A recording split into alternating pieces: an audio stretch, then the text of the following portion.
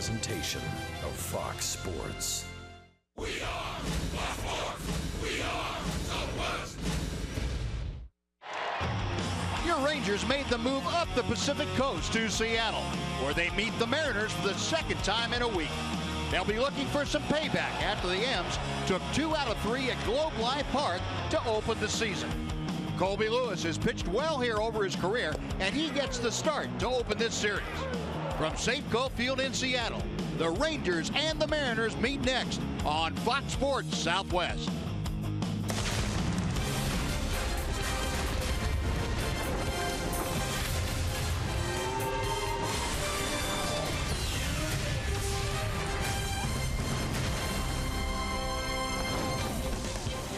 Texas Rangers baseball is presented by AT&T High-Speed Internet. Now, welcome to the Emerald City, the jewel of the Northwest. Tonight, the Rangers look to drum up a gem of their own as they take on the Seattle Mariners. And with the roof open here at Safeco Field, we welcome you all to the great Northwest. Along with Tom Grieve, I'm Steve Busby. Delighted you could join us on this Monday night of Ranger baseball. Rangers try to get back on the win column tonight after splitting 4 games down the coast to Anaheim. Tom, an interesting pitching matchup tonight. You have Hisashi Iwakuma, who is tough on the Rangers, Definitely. and Colby Lewis, who can be tough on the Mariners. No doubt about it, Buzz. Colby pitched his first game of the season in Arlington against Seattle. He gave up a couple of home runs early in that game, but then got through 6 innings, gave up 3 runs, had a solid start. Iwakuma against the Rangers really wasn't up to his normal standards. He gave up 6 hits, he walked 3, which was very unusual for him, and he also hit a batter, only got through 5 innings. But the Rangers have seen Iwakuma over the years at his best. He has a great assortment of pitches. He knows how to pitch. His splitter's a strikeout pitch. His breaking balls are tough.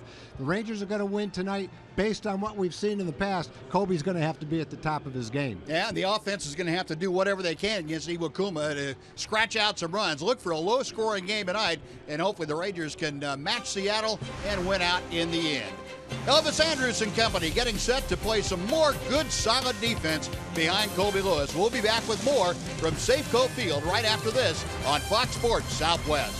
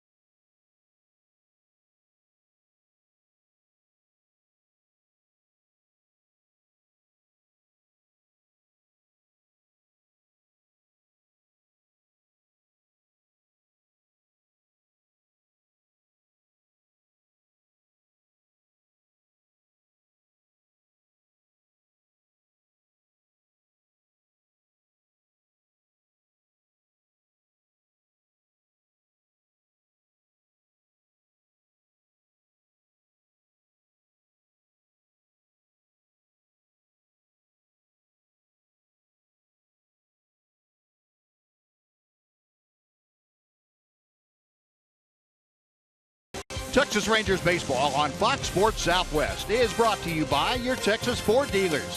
Visit your local Texas Ford dealer today for incredible deals and see why Ford is the best in Texas. By AT&T High-Speed Internet. Get a deal worth talking about. Get high-speed internet from AT&T.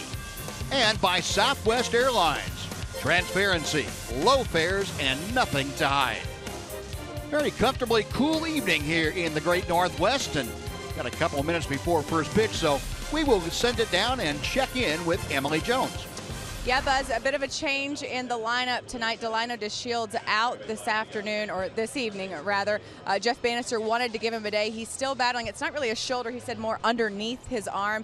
Has been nagging him a little bit. He says it's nothing serious at all. Bannister just wanted to give him a break from being in the field, so he will not play tonight. In his spot, leadoff-wise, will be Rougned Odor. I talked to him this afternoon about the changes or adjustments he'll make being at the top of the order. Leadoff, you have to get on base. You have to see more pitches. That's the thing. The only thing I change, see more pitches.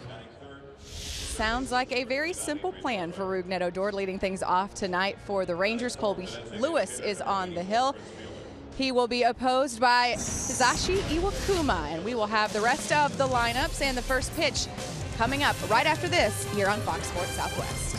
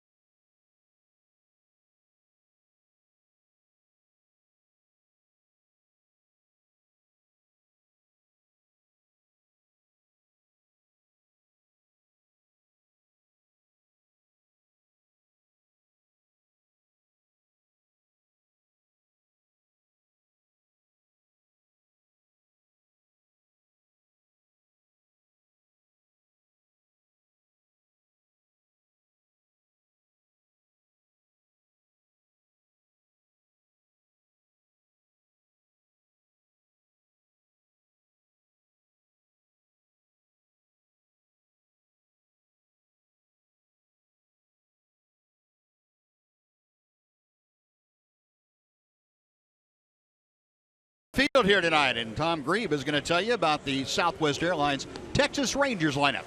Well, as Emily said, they'll start off with Rougned Odor. Nomar Mazara, fresh off a 3-for-4 day in his major league debut, will again hit second. Adrian Beltre is third. Pritzfielder is the cleanup hitter. Ian Desmond will move up to the 5th spot in the lineup and play center field. Mitch Moreland is at first base. Elvis Andrus is hitting 7th. Ryan Rua will get the start in left field. He's batting 8th. And batting 9th is the catcher in his big league debut, Brett Nicholas. And that lineup will face the right-hander for the Seattle Mariners, Hisashi Iwakuma. He's been very good against the Rangers and especially good in this ballpark. Ranger hitters tonight will try and be aggressive as early as they can in the count. They don't want Iwakuma to get to the point where he can pick from any of the 3 pitches he has very good command of. So you want to get after him early and see if you can't make the 34-year-old a little bit uneasy on the mound. Not an easy task. He has been good since he became a starter for the Mariners back in 2012. Take a look at the Mariner defense, and it's brought to you tonight by T-Mobile. Outfield, Aoki, Martin, and Smith left, center, and right. Lind at first, Cano joins him on the right side. Ketel Marte is the shortstop. And Kyle Seager at third with Chris Iannetta behind the plate.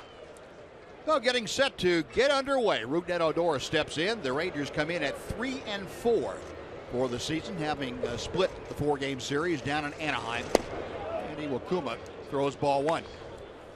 Mariners now have dropped to 2-4 for the season. You'll remember they won 2 out of 3 against the Rangers in that opening series back at Globe Life Park in Arlington. And then the Mariners came home and were promptly swept by the Oakland A's. Towering foul pop-up. Got a couple Mariners coming down, and Adam Lind, the first baseman, takes charge, and that is out number 1. Well, Iwakuma is a master at moving his pitches around. He'll throw the splitter, he'll throw his breaking balls, and then he can get the hitter with a fastball in, just like he did with Rougned right there. He's not a hard thrower, but he knows how to pitch. Throws a little harder than Jared Weaver did the other day. But yeah.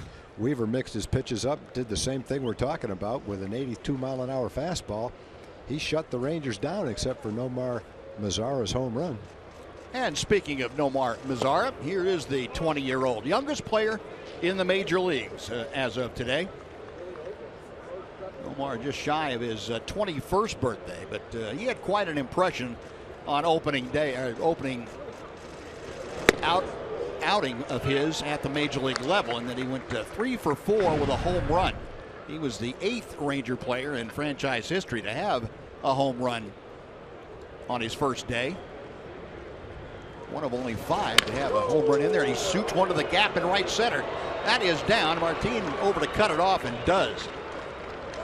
Well, we said yesterday, Nomar Mazara looking to move up to the next league, whatever that is.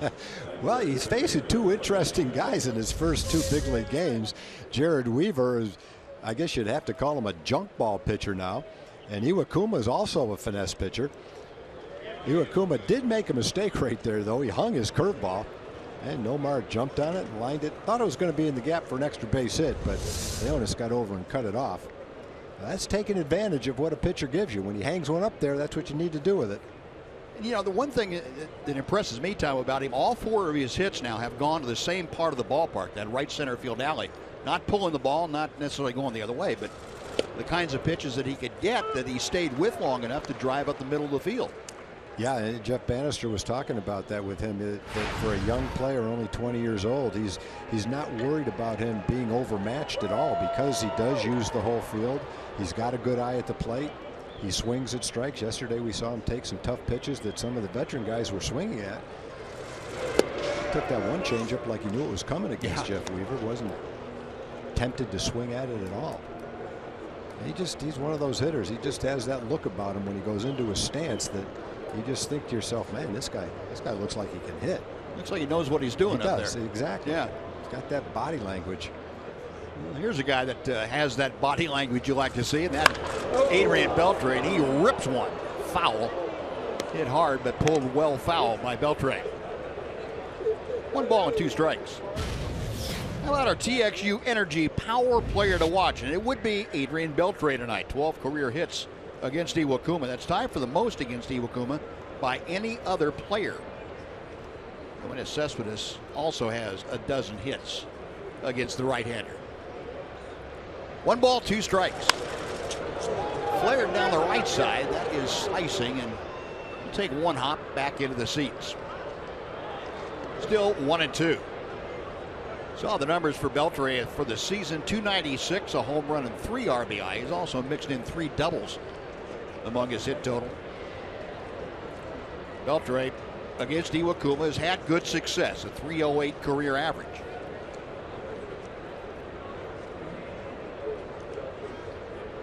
Beltre played for 5 years up here in Safeco Field with the Mariners. 2005 to 2009, and his problems up here really gave rise, I think, to the feeling that this is a graveyard for hitters, especially pull hitters. Right-handed pull hitters come up here, and it seemed like the outfield fence was unreachable except by Cab. Hard play hit. Seager goes around the horn. 5-4-3. They turn the double play, and that removes the one-out single by Mazzara. No runs a hit, nobody left after a half inning. Rangers nothing. Mariners coming up.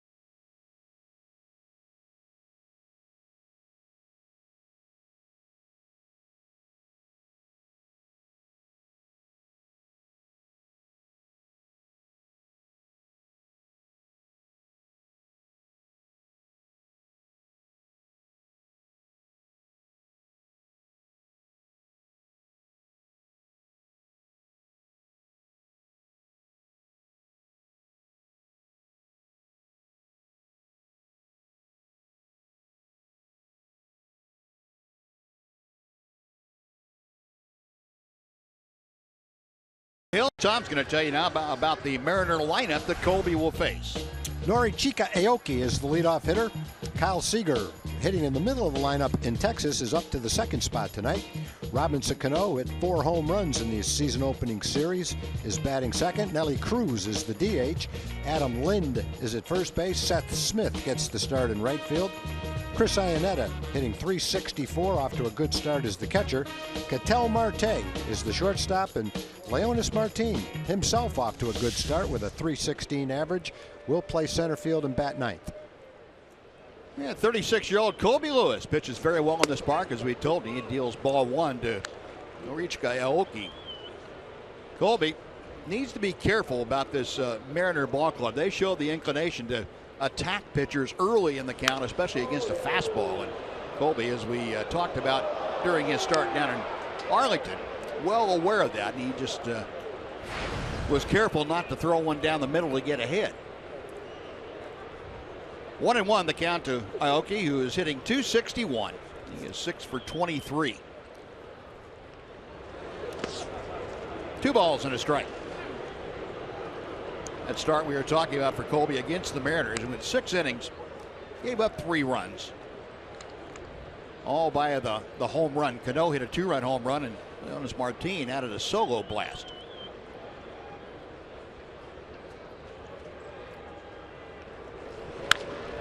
And Aoki, pretty far out in front of that pitch, pulls it into the second deck down the right side. Well, foul. It is 2-2. Aoki just 2 at-bats against Colby. Colby's gotten him both times.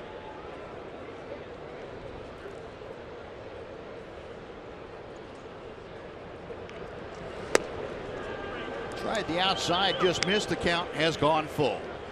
Aoki trying to get aboard to start things for the Mariners. He'll be followed by the third baseman, Kyle Seager. Base hit to center. Aoki very much a slap slash hitter, and he slapped that into center field for the leadoff single. Well, the Ranger defense delivered to you tonight by Break Check. Outfield, Ian Desmond the start once again in center field. He's flanked by Ryan Rua in left and Nomar Mazzara in right. Moreland and Odor on the right side, Andrews and Beltre on the left side, with Brett Nicholas making his major league debut, and he is behind the plate this evening. Brett was saying before the ball game that he feels very comfortable working with Colby. He caught him a couple of times in spring training. He's also caught him on a couple of rehab assignments. So it's as familiar a ground as he could possibly have for his major league debut.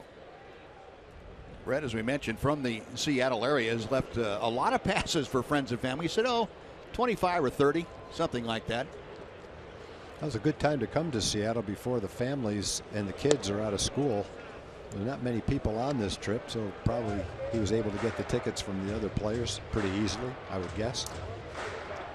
And there's not too many people here tonight either, so there's plenty of tickets to be had. Brett said actually his biggest thrill was being able to leave a ticket for his 92-year-old grandfather, Frank McCabe. Great. He said that was one of his childhood dreams. Not only that he'd play the big leagues, and Brett said, yeah, obviously that was a dream, but to be able to leave a ticket for my grandfather in Safeco Field, he said that's something I grew up wanting to do. That's tremendous. His grandfather was a heck of an amateur pitcher. He's in the Washington State Hall of Fame as a pitcher. Grew up 40s and 50s around here pitching baseball. And so the baseball DNA goes way back for Brett and his family. 3-1 the count to Kyle Seager. Seager off to a 174 start this year, out in front of the count. There goes Aoki. The pitch is a strike. The throw to second, and he overslides the bag, and that's where Elvis is able to tag him. Aoki doesn't think so. He's motioning into his manager. Check the video. Scott Servais, the Mariner skipper, is out on the top step waiting for some guidance from their video replay. We'll see what Elvis is going to try to keep that on him. You are out, son. Yeah, I think he got him. If he tagged you. I don't know. Elvis is coming back trying to tag him. Does that tell you that he didn't tag him the first time? Well, apparently what the Mariners saw on replay was that he did tag him. Good. I thought he did too, but then Elvis comes back and tries to tag him again, which may lead you to believe he didn't tag him. It looked like he's out by a mile. So caught stealing goes 2-6, one away. Payoff pitch is low and inside to Seager. Well, the caught stealing, a very fortunate timing. Absolutely. That was a good throw by Brett. Saw Brian Holiday, and I believe it was his first start, gunned down a couple of base runners. So Rangers getting good throwing out of their catchers who weren't here to start the season. Well, again, one on, this time one out, and Robinson Cano. Should say Brett wasn't here to start the season. Well, you know, you look down, you see Seager's hitting 174, and say, well, someone else must have been getting him out because we weren't. Exactly. That's true for his whole career. Yeah. Rangers haven't figured out a way to get Seager out. Well, that's true. You look at his 4-year average. 263 is his 4-year average. He's got good numbers to go along with it. 23 home runs and 80+ RBIs. But if he's a 263 hitter, he's hitting in the 260s only because of the Rangers. Otherwise, he'd be a 250-something hitter. Colby drops that hook in. But Seager with a better than 330 average against Ranger pitching in his career. Cano must not have done much in the Oakland series. Got the same amount of home runs. He's hitting 240. Cano, as you see, that 4 home runs in the first 3 ball games, all those against the Rangers. That is a new Mariner record to start a season. He only has 2 other hits. They've stayed in the ballpark. 1 ball, 2 strikes.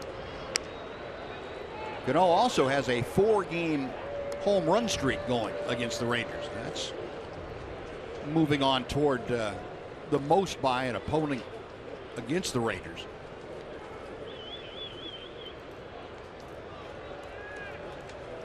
Seager being held on by Mitch Moreland. Well, we tried the back door, but somebody put the lock on it.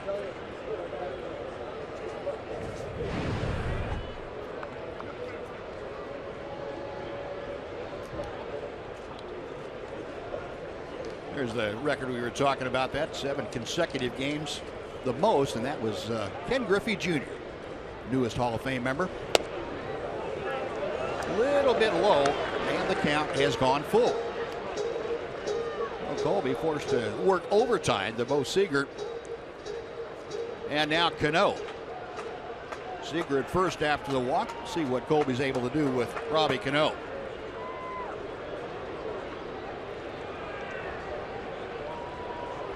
There goes Seager, and the pitch is grounded slowly to Moreland. He only has one play.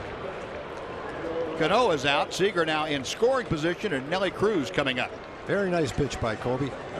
3-2 pitch, threw him a changeup, it looked like, something slow. And Cano was way out in front of it, hit the soft tap. Would have been an easy double play, but Seager was running on the play. And see the movement on that pitch, tailing down and away. And Kobe got the exact result he was looking for. Nice weakly hit ground ball and an easy out. It kind of looked like that batting practice speed fastball that the guys with a will good throw. movement on it? Yeah. Could have been. Yeah. I didn't see the radar gun speed. It takes an awful lot of courage to throw that the first time you ever try it in a game. Yeah. Figure, well, guys are going to tee off on a batting practice, but they're geared up for your best. For the fastball, yeah. No, Seager at second now. Here's Nelly Cruz off to a 261 start. 1 ball, no strikes. Cruz 6 out of 23 to begin the year. Off Colby Lewis, a 286 average, 4 out of 14. Rangers shifted pretty far around to the left on the infield. Outfield is playing Cruz just about the other way, with Ian Desmond in center, about 5 steps toward the gap in right center field. You can see the infield though with Odor just a couple of steps to the first base side of second, and Elvis cutting that hole down.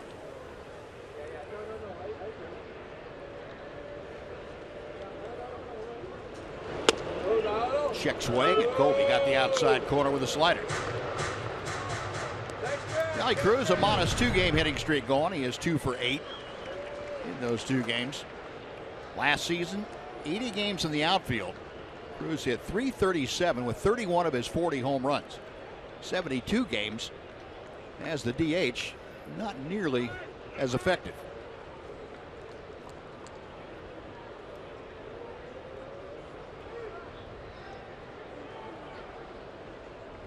Colby, 21 pitches under his belt already. The Mariners have been fairly patient against him. Hard hit by Beltre and into the corner. Seager will score. Cruz going to second. The throw not in time, and the Mariners lead 1-0 on Cruz RBI double.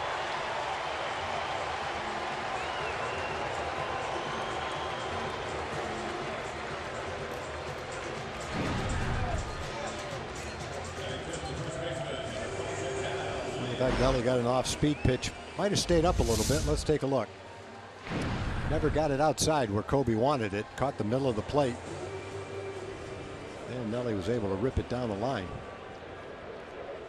Mariners didn't do much in the 3-game sweep that they suffered at the hands of the Oakland A's, but boy, the last however many games it's been, last couple of years, they've been tough on the Rangers. Yep. They are scoring a lot of runs against us. The Mariners scored a grand total of 4 runs in the 3-game series against Oakland, losing all 3, and they're back to swinging the bats against Ranger pitching. Adam Lind off to a very slow start, just 1 for 15, does not have an RBI so far. 1 ball and 1 strike. Lind with 18 home runs and 51 games against the Rangers in his career. Got one of the top slugging percentages career-wise against, or I should say, for any opponent of the Rangers. .589 slugging percentage. That's the 3rd best among active players. Miguel Cabrera and Mike Trout, the only active players with a better slugging percentage. 2-2. Well, you can see the game plan. Let's keep the ball away from him. Just keep throwing it out there. That last one was the closest one to the plate. The other one's just a little bit outside.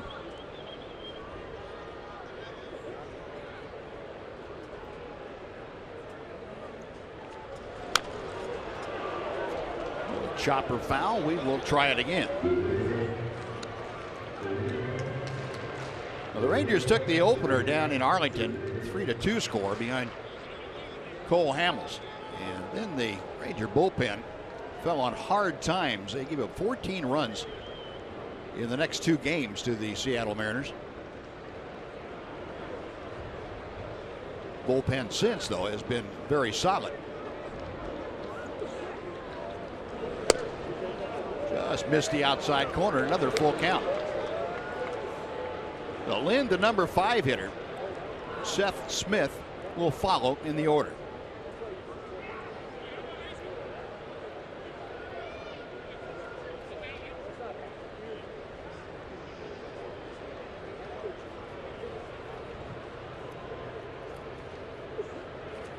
Colby, a long look in. Now agrees with Brett Nicholas. Got him swinging.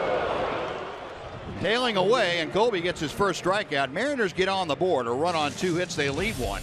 After 1, Seattle 1, Texas nothing on Fox Sports Southwest.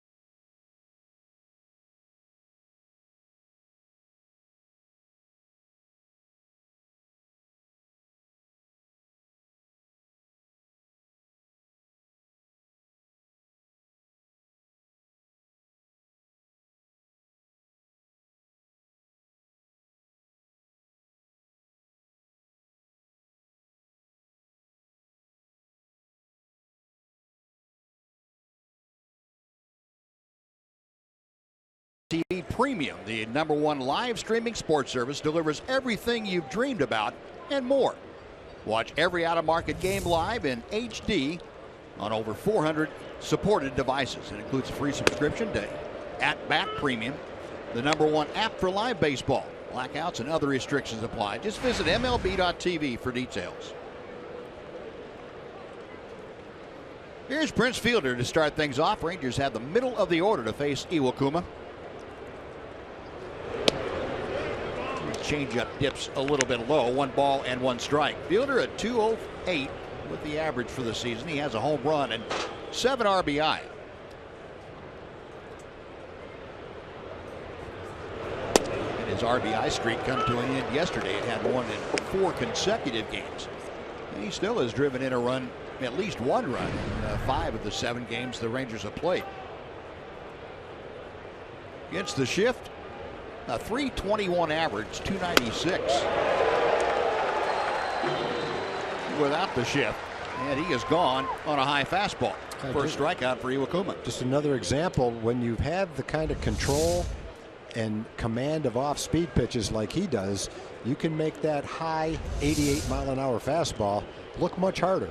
The hitter really tells you how hard you're throwing, and the speed on the radar gun is really insignificant. If they're having great swings and teeing off at a 95-mile-an-hour fastball, the 95 doesn't mean much.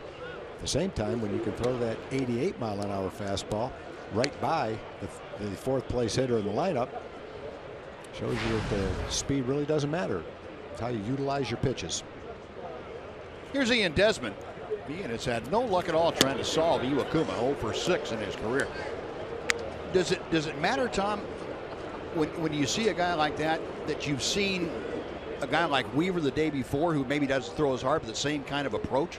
Does it make it easier? I think it makes it a little bit easier. At least you're used to battling a guy that has a great idea of what he's doing on the mound. I know when you You've heard managers in the past say things like, we want to break up our left-handers, or we don't want the two soft tossers thrown back to back. I think managers have always felt that way, that they wanted to split up the pitchers and give the hitters on the other team a different look on consecutive days. So yeah, I think that probably helps a little bit. But at the same time, Buzz, you know as well as I do that if a really good pitcher goes out, you could have seen him before. It didn't matter who you saw the day before. If he's making his pitches, you're in for a tough night. I agree with you. Rangers certainly know everything there is to know about Iwakuma. How hard he throws, what he tries to do. But if he executes, it's still going to be hard to hit him. And there's an oddity. He got ahead, 1 strike, and then ended up walking Ian Desmond. So Desmond eyeing some fairly close pitches, but he took them. There's the skipper. Lamenting the fact that Weaver was so good yesterday, and said, they really need to be patient with their approach, is the way he puts it, against a guy like Iwakuma. Yeah, it's frustrating because against Garrett Richards, he's throwing 96 miles an hour. The Rangers had great at-bats against him. I think they kind of got in a rhythm against him. These two guys are tougher to get into a rhythm against. Iwakuma has had 97 starts before today and only walked 3 batters or more 16 times. So Rangers' first game against him, he walked 3 and hit a batter. Now he's walked a guy already in the 2nd inning. Rangers made him throw a lot of pitches in that game. He was gone after 5 innings. Mitch Moreland, 5 out of 23 in the early going of 2016. 1 ball and 1 strike.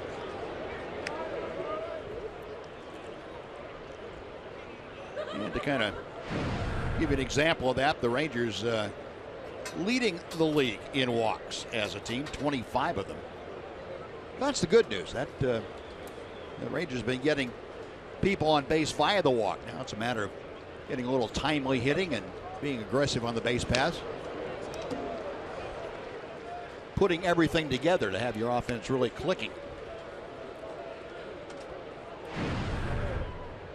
1-2 the count. It didn't help, and this is no reflection on Mazzara or Rua or anybody that's taken Shin-Soo Chu's spot, but Chu, a big part of the offense, hitting at the top of that order. He had 1 more experienced hitter to a group that includes Beltre and Prince Fielder.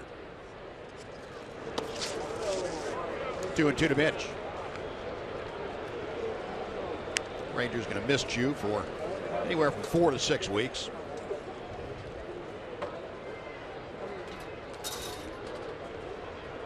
Bit of a dark night. The night down in Anaheim. Not only did Chu go out before the ball game, Robinson Chirinos trying to get out of the way of a fastball, took it on the forearm as he was checking his swing, and it busted his forearm.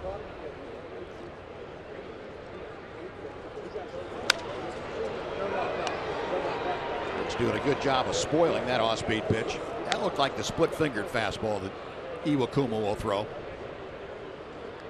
throw it to both right-handers and left-handers. He can make it move like a slider or a screwball, either one.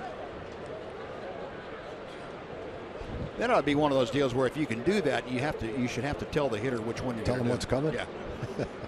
This is going to go to the right. Boy, that is going to the left. There'd be some great hitters in baseball if they knew what was coming.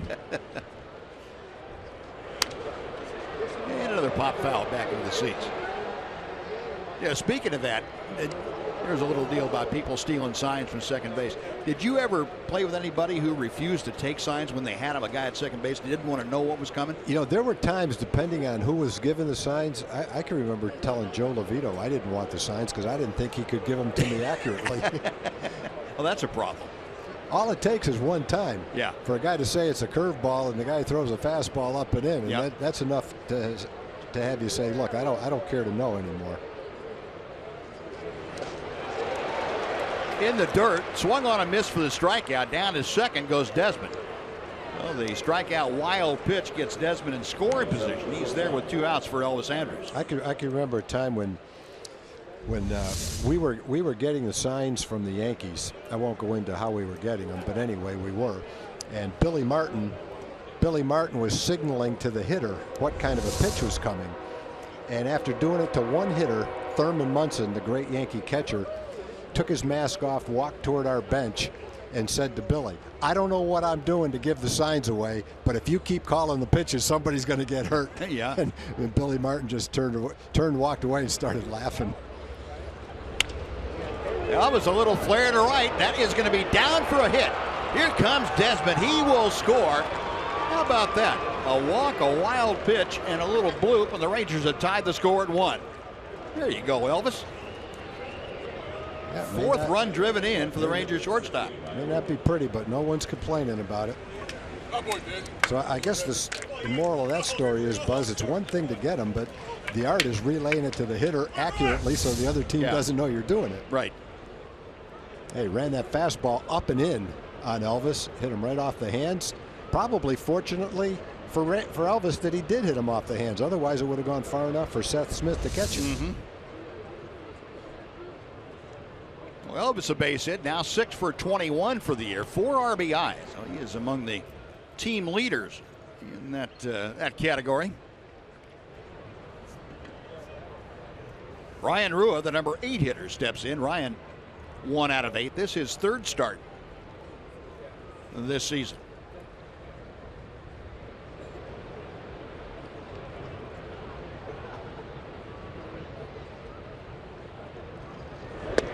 Thurman Munson was a brilliant catcher, as you well know, Buzz. I can remember one time I hardly ever bunted, and I can't remember who was pitching for the Yankees, but I went up to the plate not feeling too confident about my ability to get a base hit, so I thought I'd drag a bunt, hoping the third baseman would be playing back. So I positioned myself a little bit differently in the batter's box for the first pitch. And before the first pitch came, Thurman Munson said, Greavy, what are you thinking about bunting? I said, how the heck did you know? But that's how observant he is. He knew where you stood, saw that there was a little bit of difference, and said, why would he be doing that? Maybe he's going to bunt. Yeah. So I had great admiration for him. Nice of him to talk me right out of bunting. I know that. I was going to say, took my three strikes and went back to the bench. There goes Elvis, and the pitch fouled away. Oh, he had a pitch to work with and shot it back into the seats. 1-2. Yeah, you're talking about getting the wrong sign if you're a hitter at the plate. I guess it would just take one time of rearranging your dental work to That's it, boy. Make you swear off taking signs. That's it. The other thing I think some hitters have a problem with is let's say you know the pitch is coming. It almost leads you to swing at pitches out of the strike zone. You're so happy to know that this is a curveball. I know it's a curveball. I'm swinging. Oh, it's in the dirt. Doesn't really matter if you know it's coming if it's not in the strike zone. Well, Ryan Rua got an off-speed pitch that stayed up just enough for him. He stayed back on it and drove it through the gap on the left side. So back-to-back 2-out singles. Yeah, a nice little opportunity for Ryan to get some playing time today and maybe tomorrow. He had the great spring. Swung the bat well. Pretty good at bat right there on a pitch down and away. Hit it pretty solidly. He had a rope the other night in Anaheim too. Hit one in the gap. That was the one that Andrelton Simmons made the great relay throw home to get Elvis. Take a run away. So runners at first and second with 2 outs. Here's Brett Nicholas, his first major league at bat, an opportunity to put the Rangers on top with a base hit at least. Brett, a good offensive player. This is his 7th season in the Ranger organization. The last couple have been at AAA Round Rock. Probably the most common way that a hitter would get a sign would not necessarily be that they were seeing what the catcher was putting down, but something that the pitcher was doing differently on a certain pitch. You know, he might do something different in his motion, the ball in his glove, some minor thing that someone picked up and alerted all the hitters to, and that might be the most common way a hitter would know it's coming. Occasionally you'll see a good pitcher getting knocked around a little bit and he'll go in and watch film and say, you know, I must be tipping it off because they're hitting pitches that I don't normally have hit against me. I must know what's coming. Yeah, and every once in a while you get a catcher that will only give location to the pitcher when it's going to be a fastball. And guys will pick that up. 1-2 now to Brett. Yeah, I guess that's why You know, catchers try to set up late so you don't have time to do that, but especially on a pitch inside, if you set up early on a pitch inside, it's pretty obvious that righty to a righty, it's not going to be a breaking ball. Yeah, and catchers will set up purposely early in the wrong spot and then at the last second shift. Yeah. Pretty cagey about that. And Nicholas down on strikes. So 2 left to board, but the Rangers tie the ball game. Elvis Andrus, the RBI single. A run on 2 hits, 2 left after 1.5. Rangers 1, Mariners 1.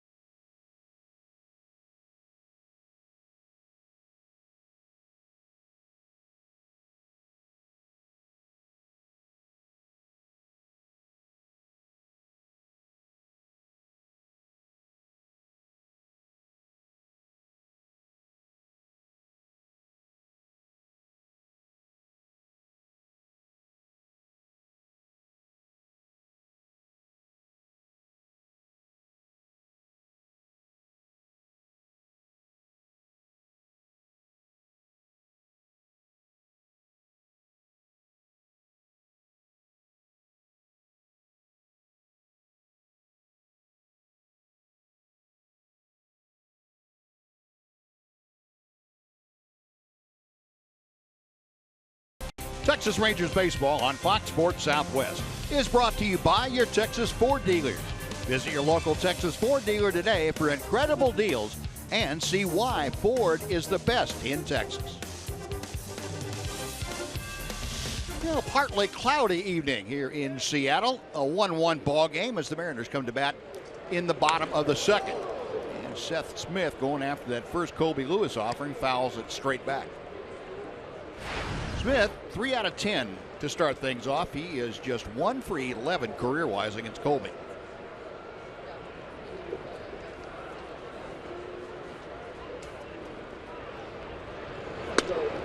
Straighten him up with that fastball, 1-1. Smith, a home run, a couple driven in. How about that? 31 doubles in each of the last 2 seasons for Seth Smith. 1-2 after the foul ball. Talked about Colby here at Safeco Field. I mentioned that Colby's 1 loss is not particularly impressive, just 3-6 here, but 12 career starts. He has 3 complete games in this ballpark. He only has 9 complete games for his career, so a third are in this park. Threw it in and toward the line. That ball sinking and dying, and Ryan had to stay with it. Yeah, that ball didn't go as far as Ryan thought it was going to go.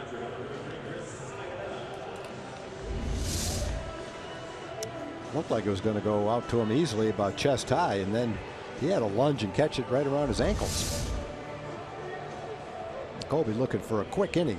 He had a first inning kind of like Cole had in Anaheim, where the Angels got a run and Cole had to throw 26 or 7 pitches. Colby, the same thing in the first inning, right around 30 pitches. And he's looking to have a 10 or 12 pitch inning, and Cole was able to go through 6 innings even with that high pitch count in the first inning. Strike 1 to Iannetta. Well, that's something that I think you find veteran pitchers that are, they know what they're doing, and they can have one bad day and recover from it. But probably what separates a veteran pitcher from a lesser experienced pitcher is the ability to do that. Inexperienced pitchers tend to want to go at things harder. They get in trouble. They want to throw harder. Everything's harder. And a veteran pitcher will go out and back off it a little bit. I saw where Johnny Cueto gave up 5 runs in the first inning yesterday and pitched 7 innings. So yeah, he accomplished that. A lot of it's just having confidence in your ability to make adjustments, to throw the correct pitches. Yeah, and I guess the pride to say for your teammates, okay, I got bombed in the first inning, but now I'm going to save the bullpen. I'm giving you 5 or 6 innings. I can at least do that for my team. There is a punch out. So Iannetta, who seemingly was on base every time he came to the plate in the opening series against the Rangers, caught looking at a front door slider from Colby Lewis. 2 gone.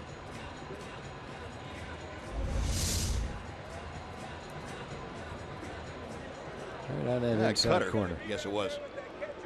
Did you ever throw a slider to a right-hand hitter and try to make it hit the inside corner? Yeah, later on in my career, especially when I couldn't throw as hard, I tried to. I had to use every trick in the book. That's a hard pitch. If you can master that pitch, it's like, I guess, a super hanger, but it's so far inside, it's hard for the hitter to hit. You know, and it works today. I'm not sure it would have worked when you and I were playing. Guys hitters stepping to pull a little more. Yeah, hitters. They weren't diving into the ball as much. And the inside part of the plate was not really open to that kind of a pitch. It was open to a fastball. If you could run it off the plate inside, you get guys to swing at it. I would have been afraid to throw one in there. The guy opens up a little bit and the ball lands in the next county. 1 ball and 2 strikes to Ketel Marte.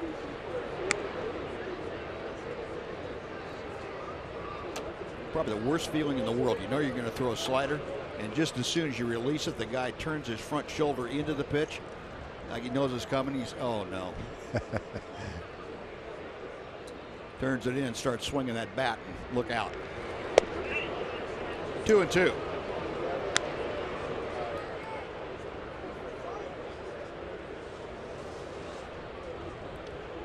Marte, a 190 hitter. Colby got it. Back-to-back strikeouts, a 1-2-3 frame, just exactly what Colby was looking for. We'll go to the 3rd inning here in Seattle. The Rangers won and the Mariners won on Fox Sports Southwest.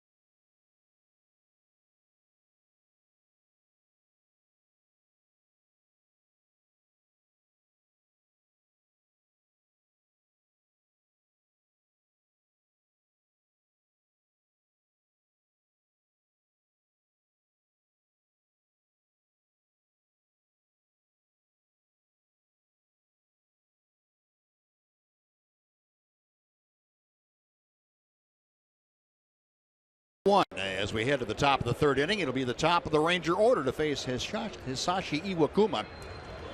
Then Odor takes that big slow breaking ball. Our Kubota power stats for tonight. We're talking about Iwakuma. Last 8 starts against the Rangers, a perfect 6-0 with a 2.87 ERA. How about 10 strikeouts or 10 walks and 46 strikeouts? Rangers hitting a meager .237 against the right-hander. Since he's been with the Mariners, he's 47-25. ERA just a little bit above 3. Remember the year they signed him when he first made the team out of spring training. Boy, he knows exactly what he's doing. He threw that pitch exactly where he wanted to. Last 4 outs have all been strikeouts. He was in the bullpen. He either didn't pitch well in spring training or the Mariners didn't know exactly what they had. But as soon as they put him in the rotation, he has blossomed into one of the better starters in the American League. Threw that cutter in, got him to pull the ball foul, then ahead in the count through the high fastball. And he got Rudned to go after it. Nomar Mazara, who singled the first time he faced Iwakuma. There's that pitch on the inside corner for a strike. So Mazara hitting a rather robust .800 in his first 5 major league at bats. 0-2. He ran that cutter in on him a couple of times. Yeah, you got that first one, a called strike. That was probably off the plate inside, so backing one up with the other. 23rd player in major league history, at least 3 hits, including a home run in your debut. Slapping it the other way, and Mazara making it look like the easiest thing to walk in a park at the big league level. Well, I think that's the people that know Nomar, and again, I hate to talk about Nomar like we really know Nomar. The people that watched him in the minor leagues and people that really know him know exactly what we're talking about. But that's one thing that the people that know him well will say. With 2 strikes, he's not an automatic out. He's a guy that uses the whole field, and there's a guy that with 2 strikes, he was just playing pepper. Yep. He was just saying, I'm not striking out. Sure was. And he got a fastball up and away. I think Iwakuma was trying to throw it up. He wanted him to chase it, but instead of missing it, he grounded it solidly into left field. Very impressive. Here's Beltre, and he takes low. You know, that's one thing that Jeff Bannister mentioned when he was asked about why do you have Mazara hitting second when he's never played in the major league. He said because he's that kind of a hitter. Yeah. He said we believe that he is a good enough 2-strike hitter to not get overpowered in those situations. He's not going to go up there flailing. He makes adjustments, and we've already seen that just in his 6 at bats. 1-1 to Adrian. Well, you take a guy like Iwakuma. We just showed his numbers against the Rangers. He's one of the toughest pitchers in the league for the Rangers to hit. And Nomar's 2 for 2 against him. First time he's seen him. Saying, what's the big deal about this guy? Weaver, the last 2 times he's pitched against the Rangers, they've got nothing off him, and he got 3 hits and a home run against him. Oh yeah. 1-2 now.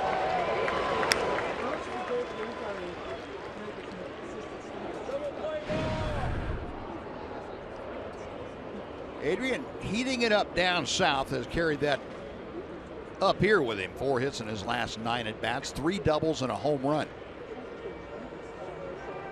Down to the count to Iwakuma here, a ball and 2 strikes. Had a hanger to work with. Down the line, a long run in for Smith. He's not going to get there. It's a fair ball. And Mazara hesitating, going around second. He's going to continue on to third. And Beltre in with the slide. A looping double. Well, the Rangers got the blooper to right working for him so far in this game. That was sky high, but it was right on the line. Seth Smith is playing fairly deep out in right center field. He had a long run, couldn't get there. Cano couldn't get there. The ball hit about a foot fair. Then Smith couldn't pick it up, and both runners were able to advance. A little bit of good fortune on those balls hit to right field today. You got to give him a double on that. Yep, that's exactly what it is. His 4th double of the year. Beltre now 4 doubles and a home run in his first 9 hits. Though, with 1 out, Beltre at second. He is trailing Nomar Mazara over at third. And here's a chance for Prince Fielder to get the Rangers on top. 1 ball, no strikes. And again, in this situation, I know we talked about it quite a bit with Prince, but the left side of the infield is pretty much open. The shortstop Marte playing 2 steps on the first base side of second. And that leaves almost 90 feet between Marte and Kyle Seager, the third baseman. And in a run producing situation, Fielder is very adept at going that way. 2 balls, no strikes. Question is Iwakuma even going to give him a pitch he can take that way? Fielder went down swinging his first time.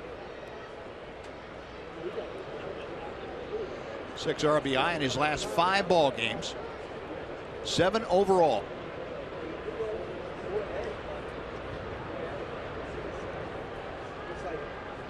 The 2-0 pitch. Hit well to left center field. That's up the alley. Long run over for Martin. He's able to make the catch. Mazzara will score. Going to third. Adrian Beltre just ahead of the throw. He is in safely. Prince Fielder with the RBI on a long sac fly. The Rangers take a 2-1 lead. Yeah, that's one you have to be careful on, trying to get to third base with 2 outs.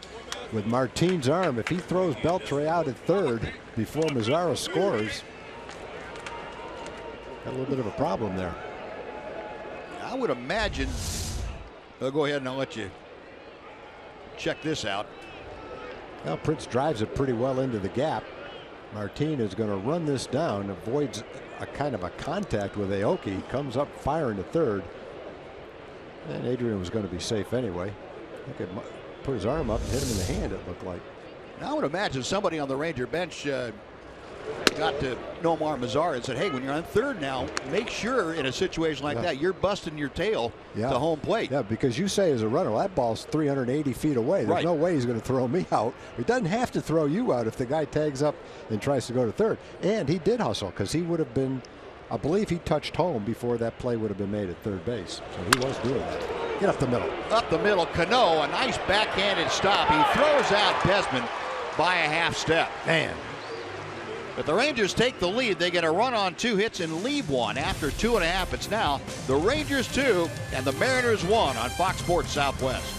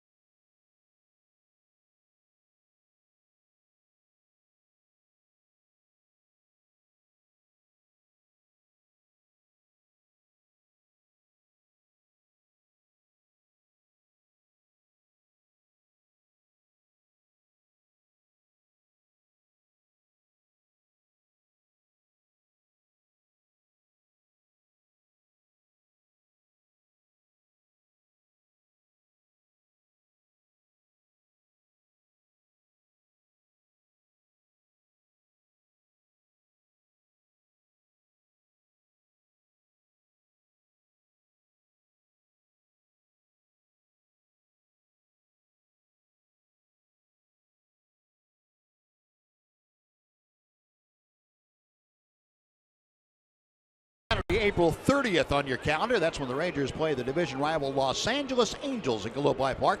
It's also Captain and Friends Mascot Weekend. For 7,500 kids 13 and under, get a Rangers Captain t-shirt jersey, and that's presented by Fanatics. Get your tickets at TexasRangers.com, or you can call 972-RANGERS.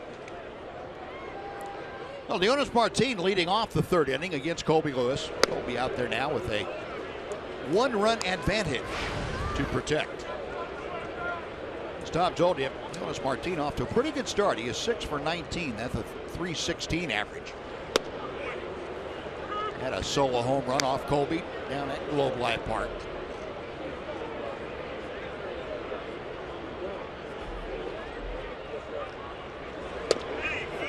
At the knees, and the count evens now at 2-2. Leonis, of course, came up with the Rangers, signed out of Cuba by the Rangers. Just That missed. could have been a strike.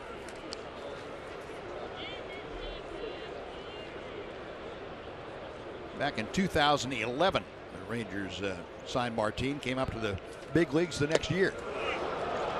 Foul tipped into the glove of Brett Nicholas, and that is a strikeout. That's 3 in a row now for Colby and 4 overall.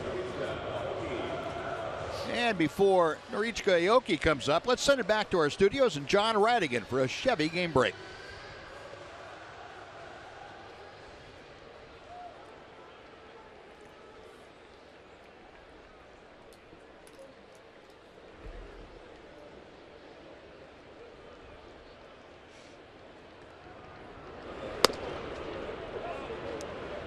All right, John, thank you.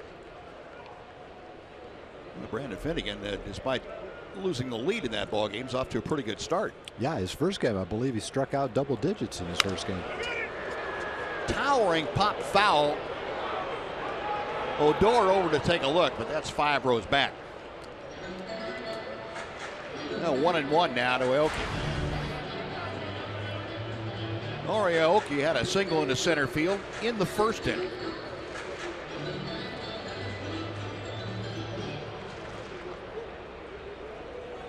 Average now up to 292, as you saw.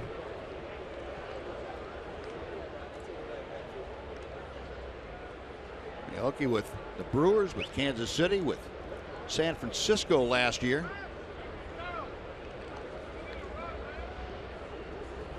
Mariners brought him over. They really needed somebody to be the leadoff man. That good on base percentage. That's right up Aoki's alley.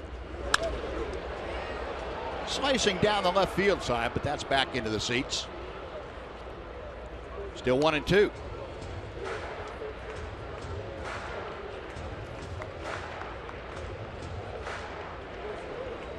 Aoki last year hit .287 in 93 games with the Giants.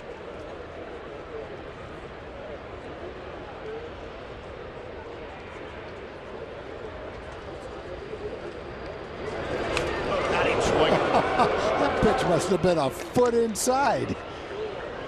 Well, you've seen Iwakuma get guys looking the other way and have some success. Colby Lewis, that almost was literally a back foot slider. Watch this see thing. where that pitch was. Well, it wasn't as bad as I thought it was, but it wasn't good. That shows you the deception on that hard slider. 4 straight strikeouts for Colby. 2 up, 2 away, and that's now 6 straight set down by Lewis. Kyle Seager takes a little bit low for ball 1. Seager drew a walk and scored back in the first inning. Kyle 10 for 29 lifetime against Colby Lewis.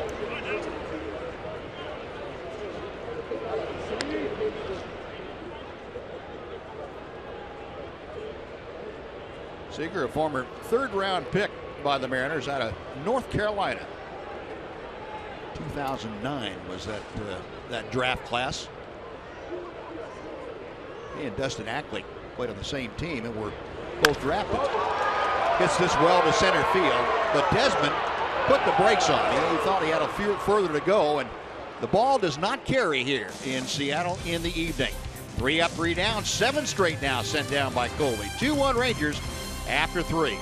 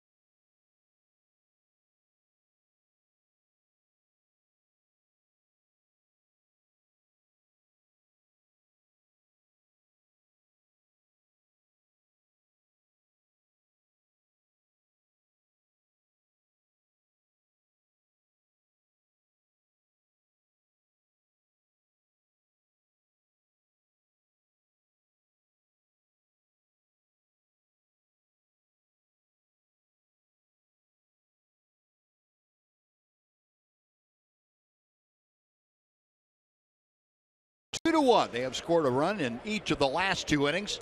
Colby Lewis has retired 7 straight Mariners, so a pretty good combo going. Rangers producing some runs. Colby shutting down Seattle. Here's Mitch Moreland, who struck out his first time up. It'll be Moreland, Andrus, and Rua to face Iwakuma. Out of play for strike 1.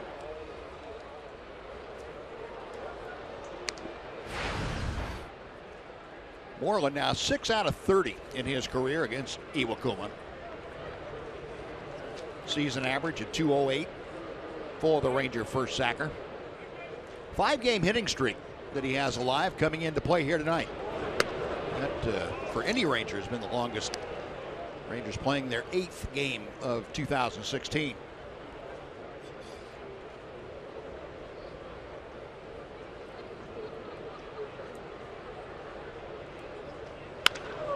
Hard hit through the shift into right field. Make that a 6-game hitting streak for Mitch Moreland. Yep, the harder you hit him, the better chance you've got of beating the shift. So that one was perfectly located right between the fielders. And it was roped, too. Hard hit ball for Mitch.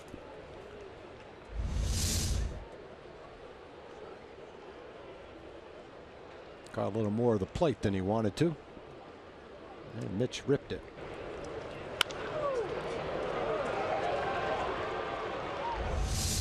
That cutter didn't quite get to the inside corner, did it? No. Before Mitch's bat intercepted it. So 1 on, nobody out. Here's Elvis, who had a bloop RBI single. Shows bunt, and that has Kyle Seager charging down the line from third. Strike 1, the count. Spike Owen going through the series aside for Elvis. And Mitch Moreland over at first. Seager now going to play about even with the bag. He's not totally sold on the idea of Andrus bunting.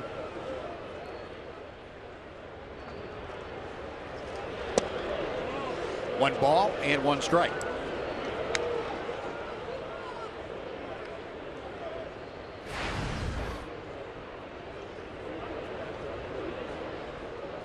Elvis now with the RBI has an even 50 runs driven in against these Seattle Mariners. That's the most that he has against any one club. High and tight, and it's 2-1. Elvis also has more home runs against Seattle than any other club. He has 5 of them. Elvis tying a career high with 7 round trippers last year overall. 2 balls and a strike, nobody out. That will even the count. Rangers coming into play tonight 14th in the league in hitting as a team, 203 average. They're 5th in runs scored with 25. They've added 2 more tonight, and I guess the consistency thing is something they're trying to work out. It's looks like it's improved overall.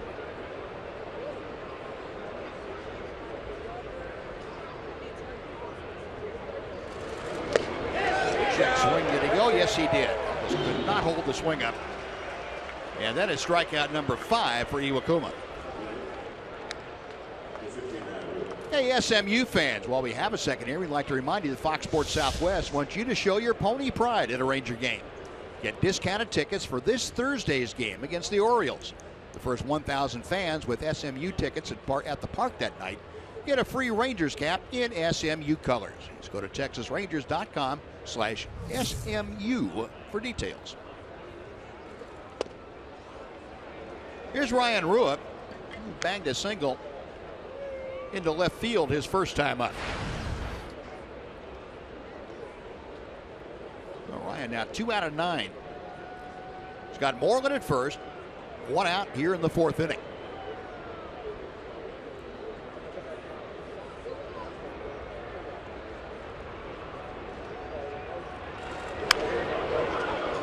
One and 1.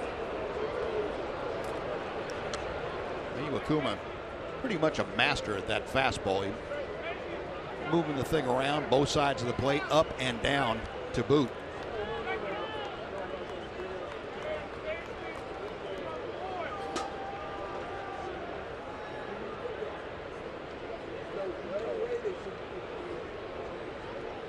Right-hander, a check of Moreland at first.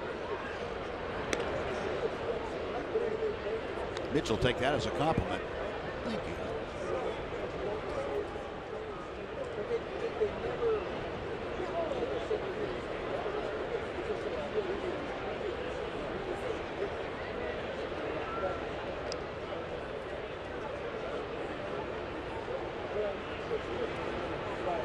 Now the 1-1 coming. That's hit hard up the middle by the dive of Marte. Moreland will stop at second. Rua 2 out of 2. All right, taking advantage of the start tonight. A couple of well hit balls, a couple of base hits.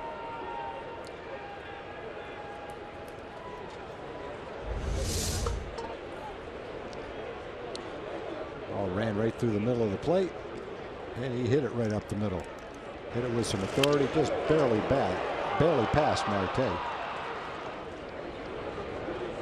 That's the 7th Ranger hit of the night. They have out-hit the Mariners 7-2. They've outscored them just 2-1.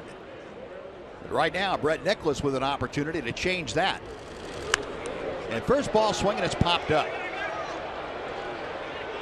Seager into foul territory. 2 gone. I think Brett would like to have a do-over on that one. That looked to be pretty much in the middle of things. There's a play today in the Padres game. I didn't see it. My son told me about it. Bases were loaded, and there was a high pop-up hit that was hard to see, and it went deep, too deep in the left field. But the umpire already called an infield fly, and it went past the shortstop. No one caught it. The left fielder picked it up and threw it to third base. So the batter was out. The man at third scored. The man at second went to third, but it's not a force play because you advance if you want to. Right.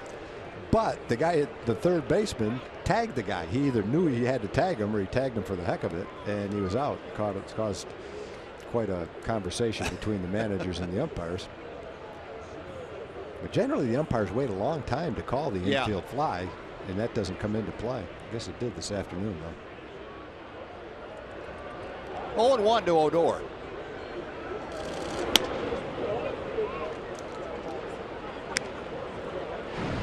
Odor tonight has popped out and struck out. 0 for 2. He's had 1 hit in 3 of his last 4 starts for Rougned.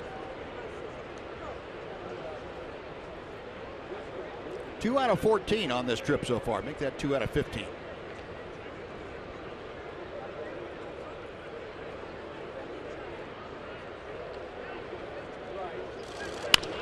There's one down the line. That is in for a base hit.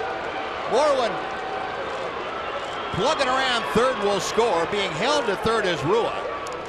Into second with an RBI double. Rougned Odor. The Rangers take a 3-1 lead. Well, we've been talking in glowing terms about Iwakuma, as well we should, based on the past and how he's pitched against the Rangers. Today the Rangers are having some good at-bats against him. They've hit the ball hard this inning. Mitch started it off with a well-hit ball. Rua ripped his up the middle. And now Odor rips one down the right field line, and it's like the trainer, or no, maybe that's the interpreter going out to talk to him. A high fastball, and Rugi ripped that one. He swung and missed at one to strike out his first time up. That one, he was ready for it.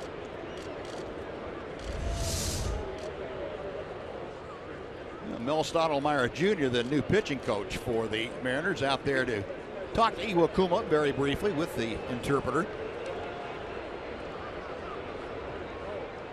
Puts a strain on the 30-second time limit. Yeah, I think if you need an interpreter, you get 45 seconds instead of 30. You should. That would make sense. Yeah. You gotta make adjustments as you go along. So second and third now with 2 outs. Good spot from Rosario right here. He's hit with nobody on almost every time, I think. Now he's got men on second and third. Chance to do some damage here. Little tapper foul. Yeah, that would have been kind of a wasted at bat for him right there, had that stayed fair.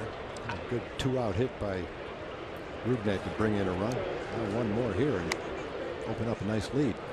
Yeah, boy, against a guy like this, every time that you get Iwakuma on the ropes, you better make hay, because you're not going to get that very often. The Rangers had 8 hits in 4 innings.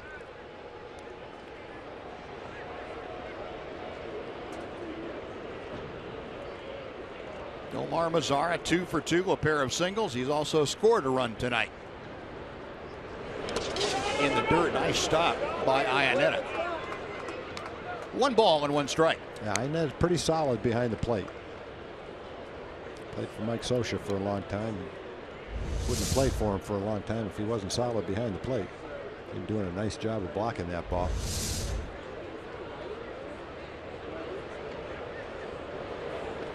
Rua at third base for the Rangers. Rougned Odor out at second. Nomar Mazara at the plate, hitting out of that wide open stance. 2-1. But for a big guy, Nomar Mazara doesn't have a whole lot of wasted motion. He looks like he has a fairly compact swing, even though he's kind of spread out. Looks like his legs go from one end of the batter's box to the other. They almost do.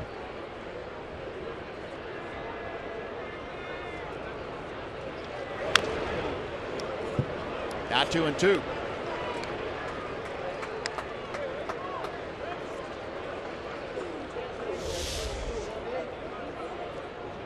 Three hits and a home run in their major league debut. We told him Nomar Mazara, the latest to do that. Did that against the Angels. Joey Gallo, the last one before Mazara. He did that last year against the White Sox. Jose Offerman. Campy Campaneris, Bill White.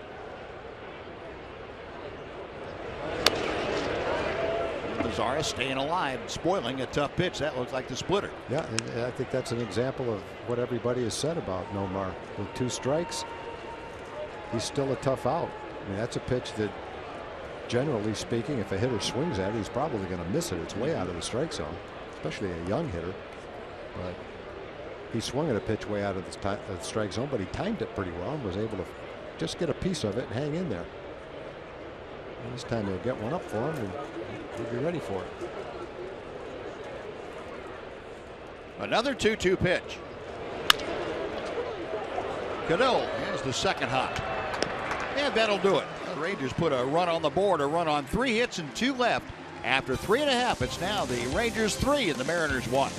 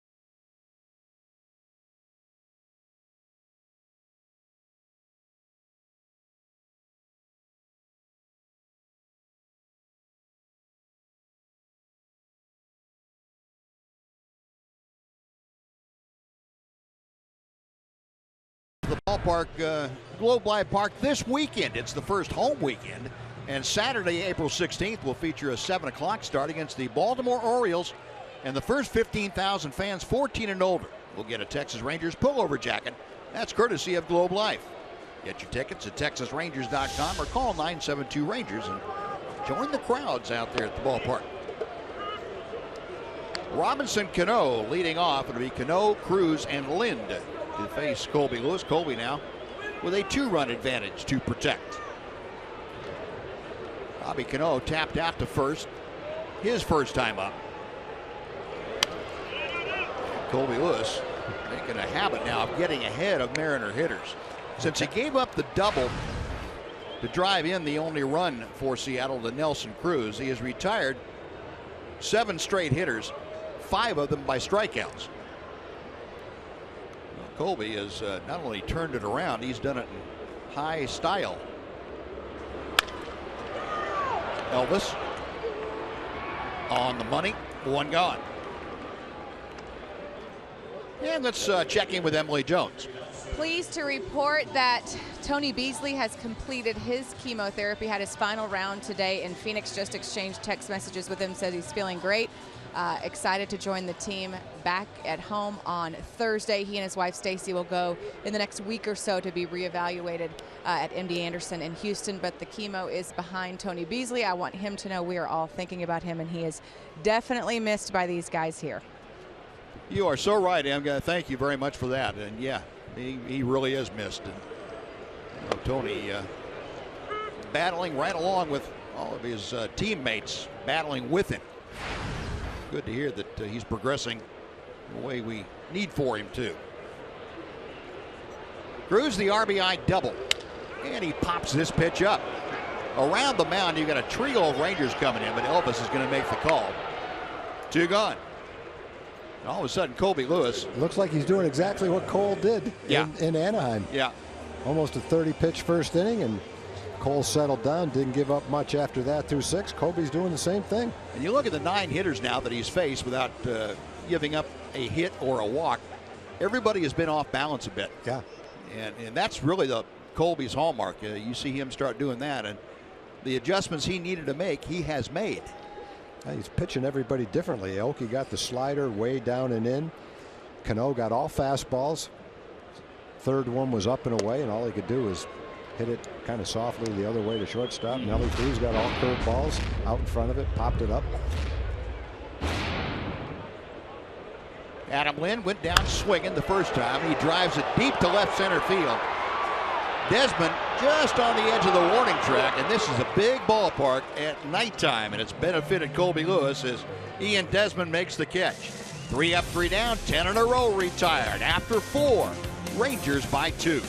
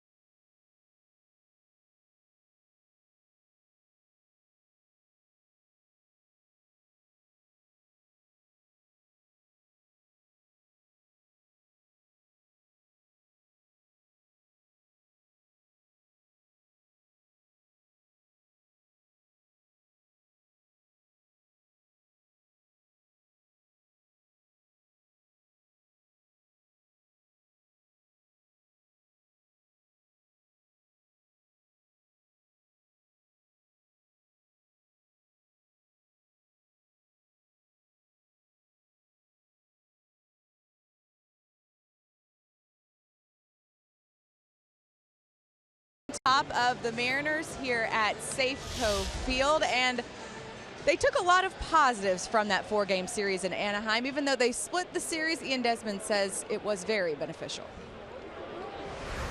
I think last series there was a lot to build on. We did some good things offensively. We worked some pitch counts, we worked our way through pretty much their whole bullpen. We saw all their guys. Throughout the course of the season, that stuff is invaluable because now, especially for me, coming over here and not knowing a lot of their guys, now I have, something to kind of look back onto. And also, too, a little, strange scheduling, I would think, that, you're playing the same team 2 times the first 2 out of 3. 2 of the first 3 series are against the same team. That's what I'm trying to say, you guys. So the familiarity hopefully will work to their advantage. Does that make any sense at all, Buzz? we know what you meant. My lands. Yeah. I got to learn how to talk. Beltre thrown out by his counterpart. And while Emily composes herself and trying to figure out how many games. It's cold down there. Yeah, it is. How many games the Rangers have played. Beltre grounds out to start the 5th inning. So Adrian. By the way, Buzz and I will be the last guys to say anything about having a hard time getting the words out. No kidding. No kidding. 1 gone. Here's Prince Fielder. Fielder drove in his 8th run of the year with a sac fly. His last time up there. Had that breaking ball timed pretty well. Swung through it. 0-1. Another good night in the minor leagues tonight so far, Buzz. Rangers went into the minor league games tonight 15-1 in the minor leagues. Had 1 loss. Tonight, Double-A team in Frisco has a 1-0 win on a home run by Ronald Guzman. Hickory's got a shutout. Round Rock lost their first game tonight. They're 4-1. The team out in the California League, they're still playing. Hickory was the first Ranger minor league team to lose. They lost last night. Yeah. 6-4, I think it was. Everybody else had won their first 4 games. Ronald Guzman had a home run and a couple of hits. Lewis Brinson had a couple of hits. They're each hitting .381 early in the season. 2 guys that we saw in spring training. 2 big athletic guys that look like great prospects. Especially Brinson, center fielder. Tall, lanky, can run, throw. Got some power. 2-2.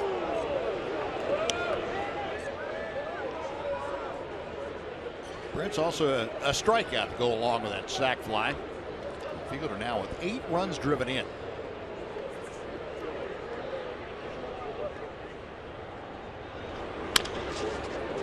Slowly hit to the right side, and Cano. Little sidearm flip to first for out number 2.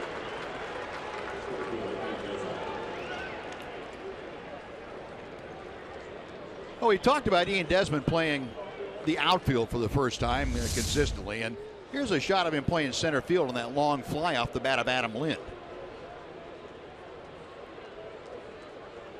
Well, looked pretty efficiently done to me. He looks very comfortable out there. He had 1 misplay in the outfield, and that was yesterday. Let a ball that was bounding out to left field get by him and went for an error. But that's been the only thing anywhere close to a mistake that he's made. He gets great jumps, and as we've seen, he runs pretty good routes to the ball also. 1 ball and 1 strike. Ian, his first time up, walked, came around to score the first Ranger run. Had a ground ball up the middle, but was taken by Cano last time to throw him out.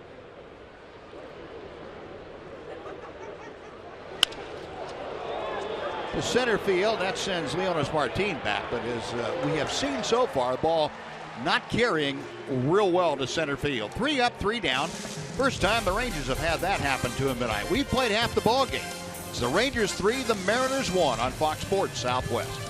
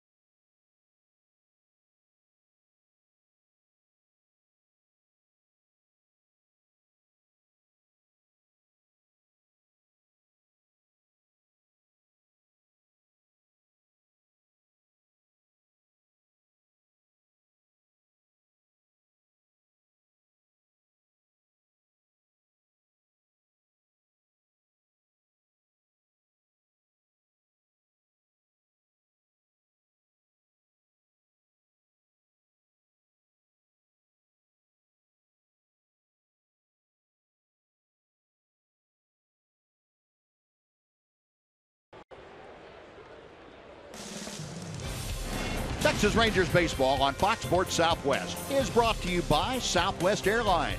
Transparency, low fares, nothing to hide. And by Mazda. In every car we make, you'll see why driving matters. First pitch to Seth Smith, thrown by Colby Lewis and fouled back out of play for strike one.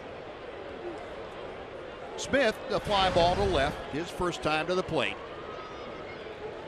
Facing Colby Lewis, who has now retired 10 straight Mariners. The only damage done in the first inning, the Mariners had a run on a couple of hits and a walk. Since then, Colby has been perfect, and he drops in that slow hook for a strike. Well, adjustments have been made. Execution has been virtually flawless now for Colby the last 4 innings. Yeah, it looked like in the first inning everything was fine. He was just missing by a little bit. They weren't that far out of the strike zone. He was just missing a little bit. Walked the batter, got behind a couple of hitters. Yeah, and I think that's the important point you bring up, Tom. He's getting ahead of hitters now, so he's able to use his whole repertoire even better. Mm-hmm.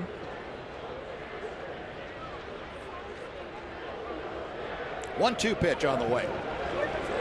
That's hit well to center field. But patrolling out there, Ian Desmond. One out.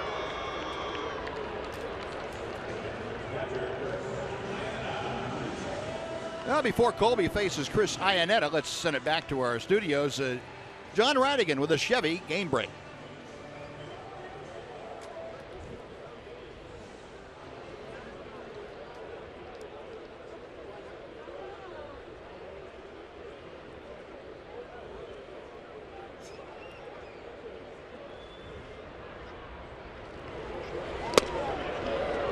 All right, John, thanks. Yeah, congratulations from up here, too. That's tremendous work by the Mavs.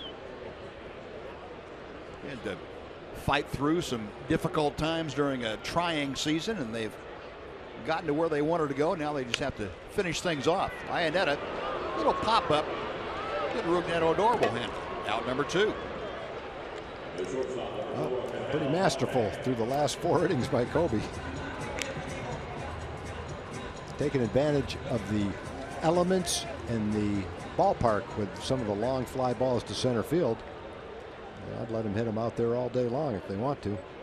That one to Iannetta was right off the fist. Little blooper to second base. 5 strikeouts for Colby. Now, Colby has a little bit of a history against the Mariners doing this kind of thing. You know, you remember his first start in Arlington. He threw 30 pitches in the first inning.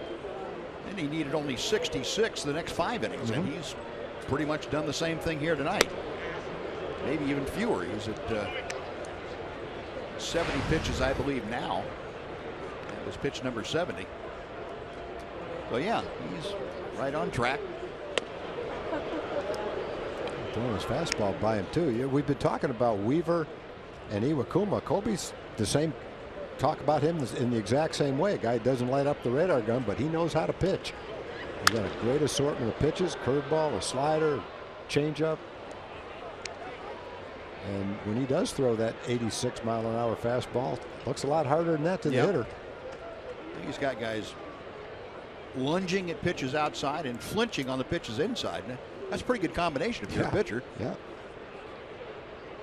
2-2 to Ketel Marte.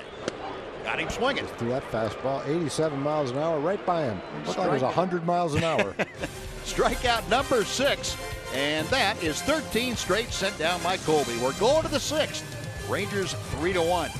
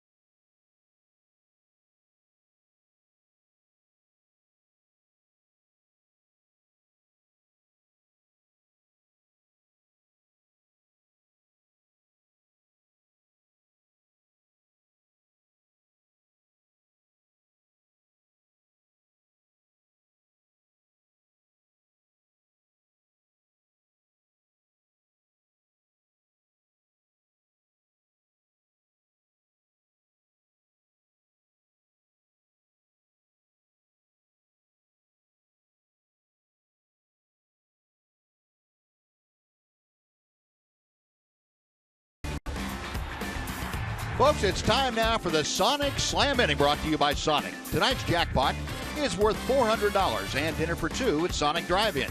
If a Ranger hits a home run during this inning, Steve Terry from Keller will win $400. And if a Ranger hits a grand slam this inning, Steve is going to win $25,000. You can register at any participating Sonic restaurant. Well, Mitch Moreland, Elvis Andrus, and Ryan Rua, the first three in our Sonic Slam Inning. And Mitch takes a slow hook from Iwakuma for strike one. Mitch 1 out of 2. He has extended his hitting streak to 6 consecutive ball games. Had a single and a run scored in the fourth inning.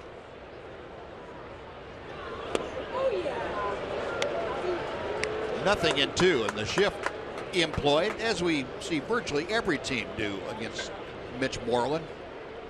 And the advanced analytics that have come in vogue the last couple of years has dictated more and more shifts are being used.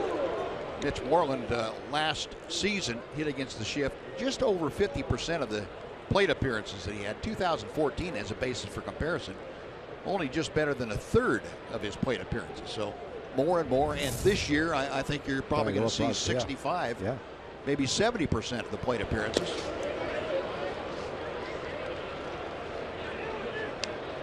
There is your pretty typical overshift now, though, that we see. 3 players on the right side against Moreland, and the third baseman Seager, the only one playing on the left side, and he's at a normal shortstop spot. A ball and 2 strikes. Rangers 3 runs on 8 hits through the first 5. Mariners a run on just 2 hits. 2-2 for Iwakuma. He's now at 87 pitches. And Mike Montgomery, the left-hander, loosening in that Mariner bullpen.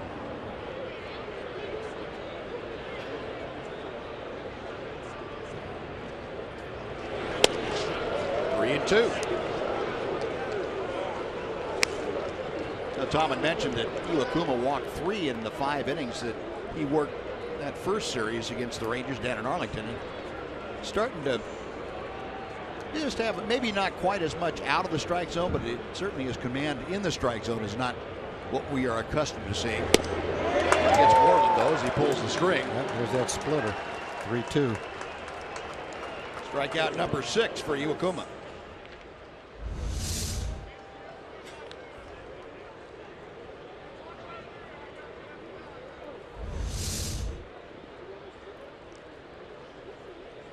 The base is empty, 1 away for Elvis. Andrus, an RBI single in 2 trips.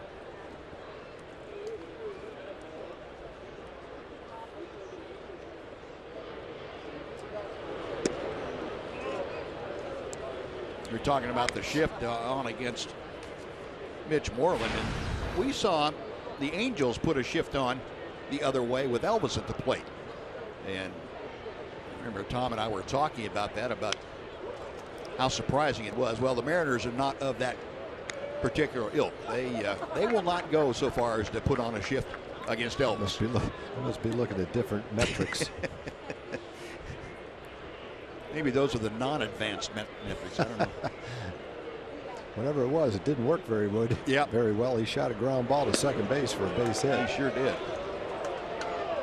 Check swing, the appeal down to first, and the appeal is denied. That's first base umpire Doug Eddings down there making the call on that one. 2-1 to Elvis.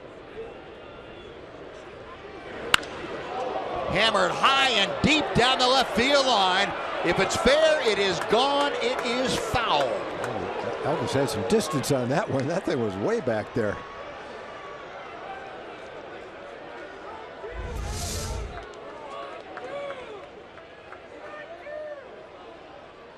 Elvis trying to use the body language, and he's borrowing something from Carlton Fisk. You got to get the hands up in the air, Elvis, and will that thing back fair. Boy, that was just foul. I almost hit the pole. No, 2-2.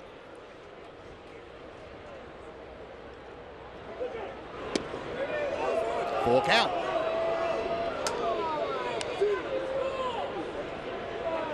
Iwakuma wanted that one. And according to our Fox track, he could have gotten it very easily. Second straight full count, though, that he's had. Elvis up there trying to get aboard with one out here in the 6th inning. Quick swing, he went around. Same thing as last time. Ask somebody. Jeff Nelson said, no, I saw it. You're out. Back-to-back strikeouts on 3-2 pitches. 2 gone.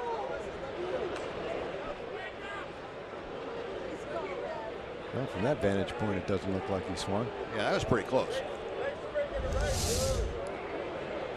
So 7 strikeouts now for Iwakuma. Brian Rua, a perfect night. He's 2 for 2 with a pair of singles. Nothing in 1.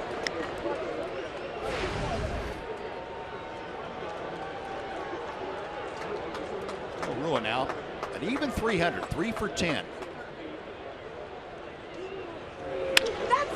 Up the middle, Cano, though, playing right behind the bag at second, and he throws him out. 7 straight now sent down by Iwakuma and the Mariners. 5.5 in the books from Safeco. It's the Rangers leading 3-1.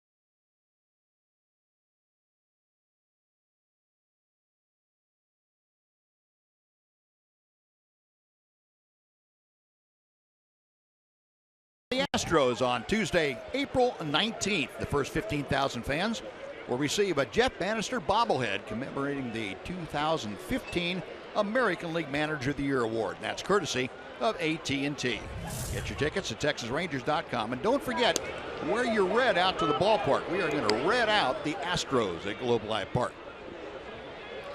Martin faked a bunt. Adrian was about halfway to home plate. I wish he did bunt it. He would have been out by a mile. Well, Martinez strikeout the first time that he faced Colby tonight.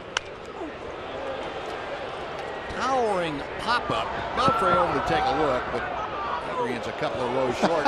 And he makes the play on the carrot. Now that ought to count for something. Look at the umpire. Didn't you see me catch it? Third base umpire Corey Blazer not even paying any attention. No. They play along with him. Boink. What a play.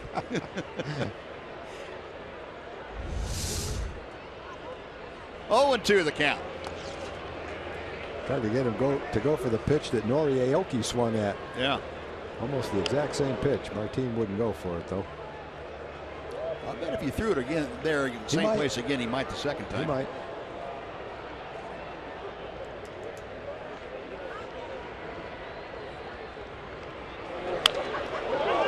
Trying to ripped into the seats. Right over toward the far end of the Mariner dugout. I don't even want to look. Did it hit it? Did it hit anybody? If it didn't, it came very, very close.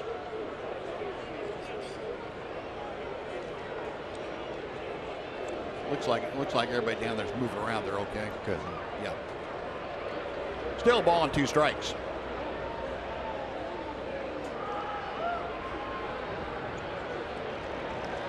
There it was, right on the fist. Orland, nobody to throw it to. Colby not able to get off the mound. Going to be an infield single for Leonis Martin. That's too bad to get a hit on that ball. Ball hit him halfway between his hands and the trademark, and just hit so slowly. Mitch couldn't get back over there to do anything. Rubnet tried to, but he couldn't get there either. And Colby finished up and his follow through a little bit off balance too. He started to go over there and said, "No, there's no way I can beat Martin to the bag." Oh, just the 3rd hit of the night, and that breaks a streak of 13 straight retired by Colby Lewis. Takes the Mariners back to the top of the order for Nori Aoki.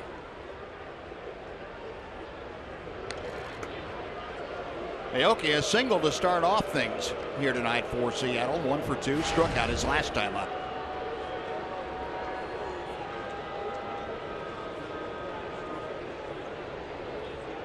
Ranger third baseman Adrian Beltre playing in front of the cut of the grass. And Aoki takes ball 1. There's Adrian. Respecting Aoki's ability to bunt.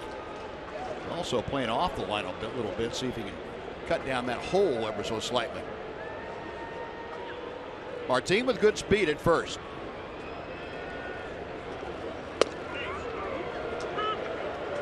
In past years, we've remarked about Colby being pretty easy to run on. He did adjust his leg lift with people on base. He's done a much better job the last year and a half of doing that. He's not a real slide step, but really cut down his front leg lift so that runners can't get a walking lead against him, giving his catchers an opportunity at least to throw out a potential base stealer. 2-1 the count to Aoki.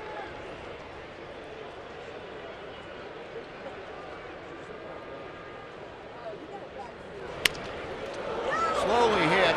Odor is going to get the lead runner at second. Yeah, Rugnet had to have had that in his mind beforehand. I don't think he had time to say, could I or could I not? He had that pretty well established in his mind. If I can get the lead runner, I'm going to do it. He was hoping to catch the ball and tag him. We've seen him do that at least once this year, get a double play. But Martin has a big lead. He's got speed, so he's by him. He couldn't tag him, but he wheels and gets the lead runner. Very nice play.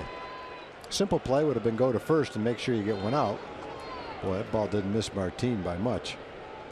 Almost screened out Elvis, but they get the lead runner. No, one gone now. Aoki at first base. Kyle Seager takes that curveball for ball 1.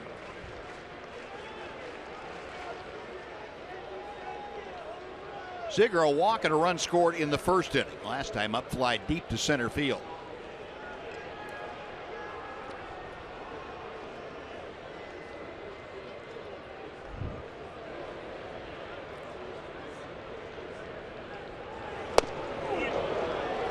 Colby pulling the string.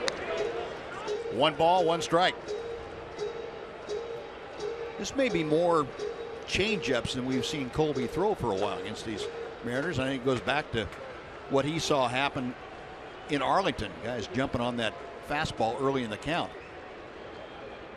Maybe pitching a little bit backwards, trying to throw changeups and fastball counts. 2-1 to Seager.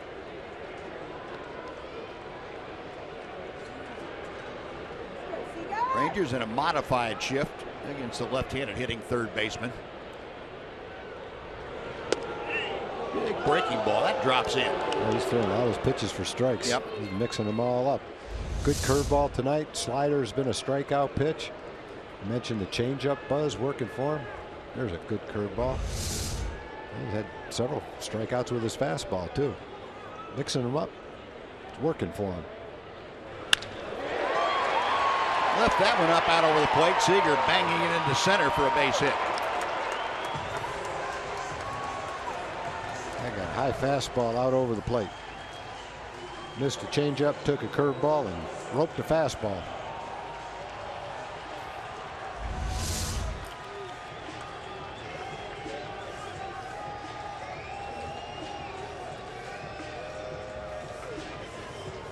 Oh, 2 on with 1 out for Robinson Cano.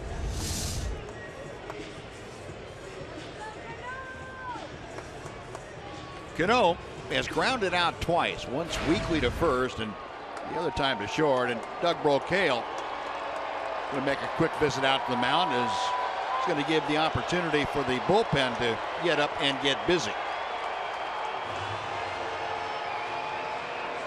Brett Nicholas, Rougned Odor, Colby Lewis. Now Mitch Moreland joins in the conference.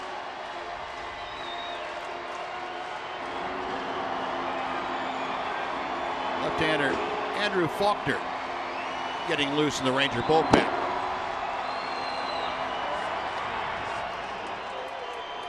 So 2 on with 1 out.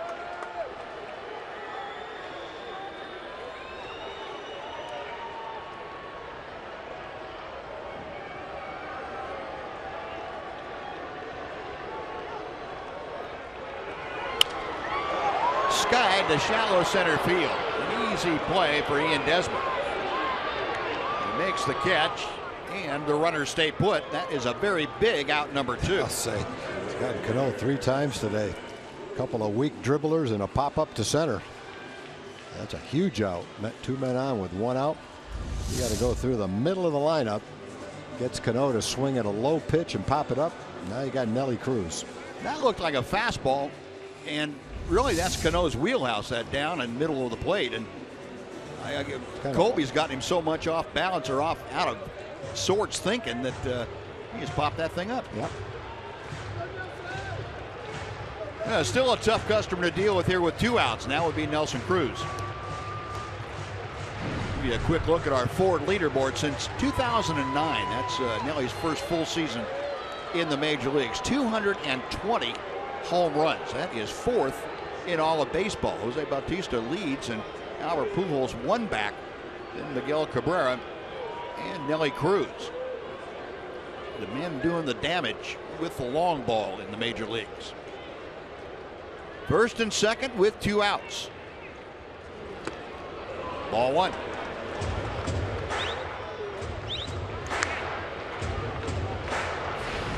Cruz tonight had an RBI double, shot one by a diving Adrian Beltre right down the third baseline. And he's also popped to short.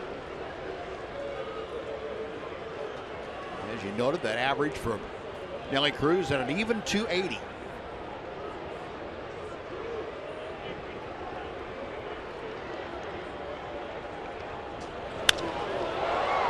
This is a sliced fly ball. Hit pretty well to right center, but not carrying anywhere as Mazzara makes the catch, and Colby Lewis able to get Cano and Cruz on fly balls with runners at first and second. And we'll go to the 7th inning. Rangers still leading 3-1.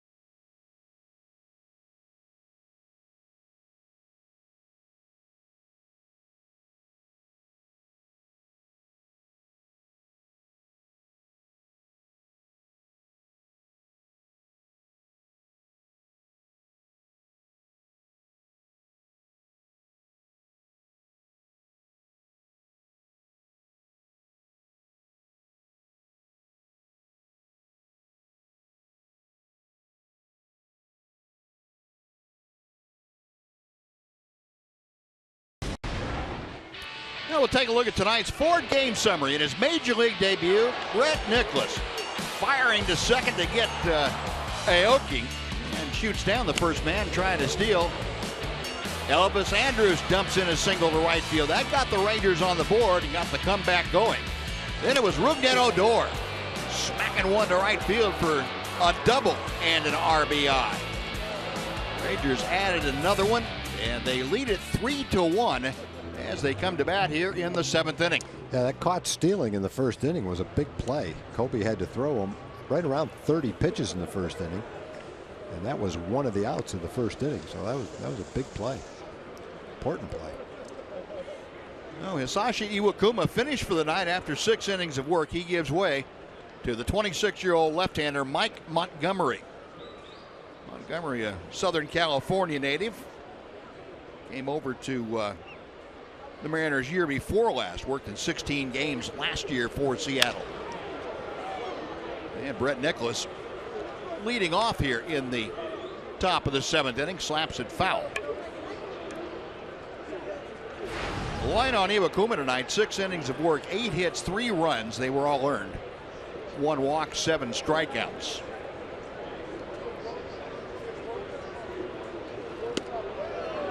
Montgomery leaves that breaking ball inside to Nicholas. Brett has struck out and fouled out tonight.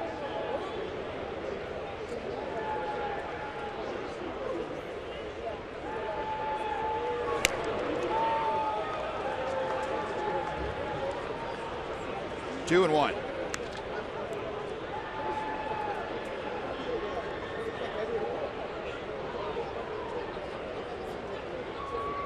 Talking about Brett and some of the numbers that he's put up in his minor league career, and he smacks that one into the gap in right center field. It is going to the wall.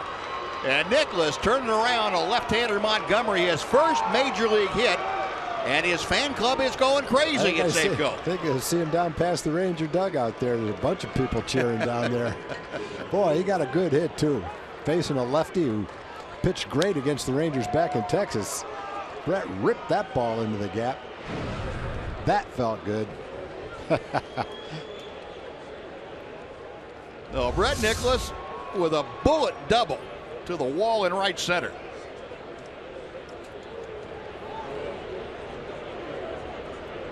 Right in the lefty to face the lefties coming up. Brett foiled that plan. Well, the Rangers now with 9 hits. Rougned Odor up there trying to get him over, and he bunts it foul. And the Nicholas family and friends over there. Brought his own cheering section along. Go crazy. That's good. There's some joy.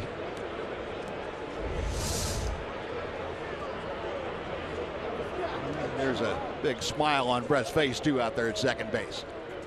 0-1 to Odor, who is squaring around as if to bunt and slaps it foul. Pulled the bat back and trying to get Mariner infielders moving around a little bit. Yeah, Seager didn't charge very much on that one.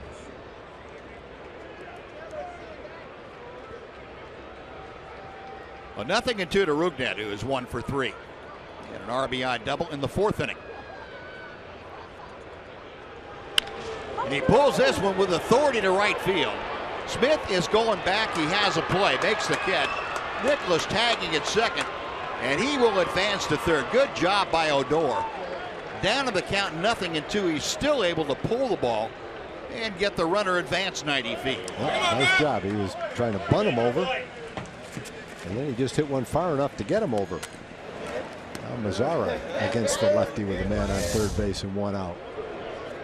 Yeah, well, he's trying to pull the ball, it looked like. Kind of yanked it, hooked it deep enough to get Nicholas over to third base with a chance to score. Now infield will have to play in late in the ball game, down by 2. If Nomar can square one up and bring in that 4th run. How about this 7th inning for the Rangers? They get Brett Nicholas making his major league debut. He gets his first major league hit. It's a double. You get 21-year-old Rougned Odor doing the job to advance it. with a good at bat. And now you've got the youngest player in the major leagues at the moment, 20-year-old Nomar Mazara, trying to bring him home. If you didn't know better, you'd say, well, this must be a September game with all the young guys in there. Yeah, you got 66-year-old Steve Busby talking about it. Isn't that something? Not that they're in the big leagues and I'm still alive to do this.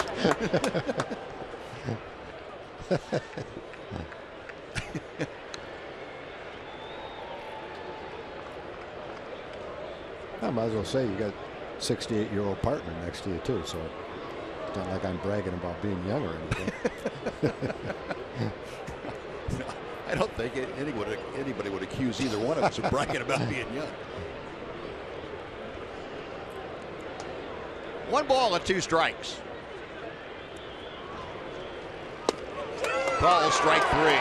Montgomery snapped off that breaking ball, and all Nomar can do is stand there and look. He's going to ask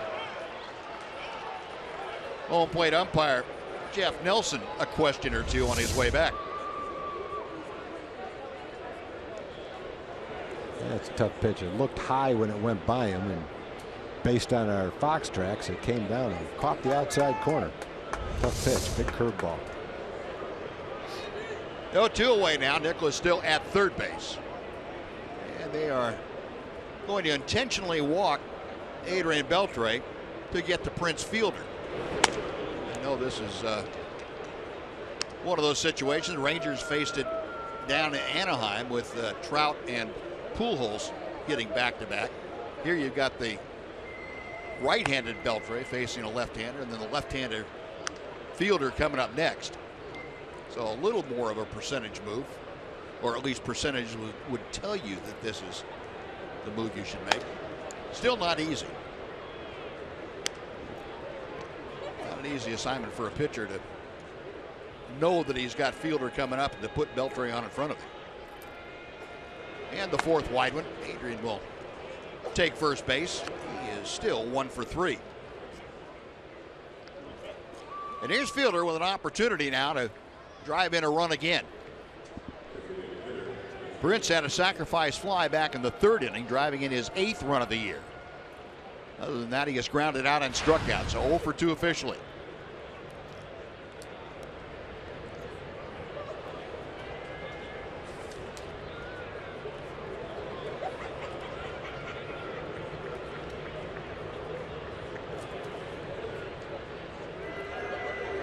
With the average at 192 as he faces Montgomery.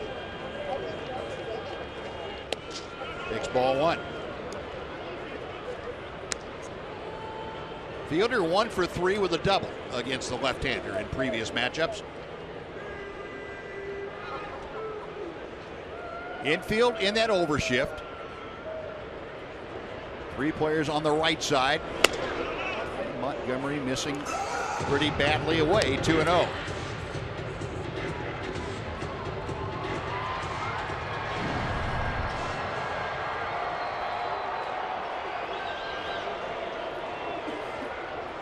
Prince off to a good start with runners in scoring position this year, and he takes ball 3.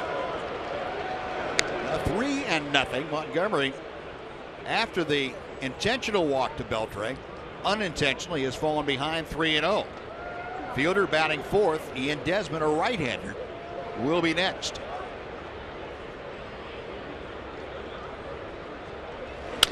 Line drive over the leap of Seager into left field. A base hit. Nicholas scores. A 2-out run-scoring signal for Prince Fielder. The Rangers advance the lead. It is 4-1. Yeah, he had a 3-0 pitch too. I'm not sure exactly what was going through Montgomery's mind.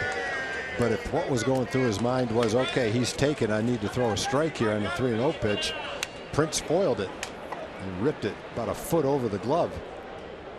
So Brett got the double, moved to 3rd, and scored a run.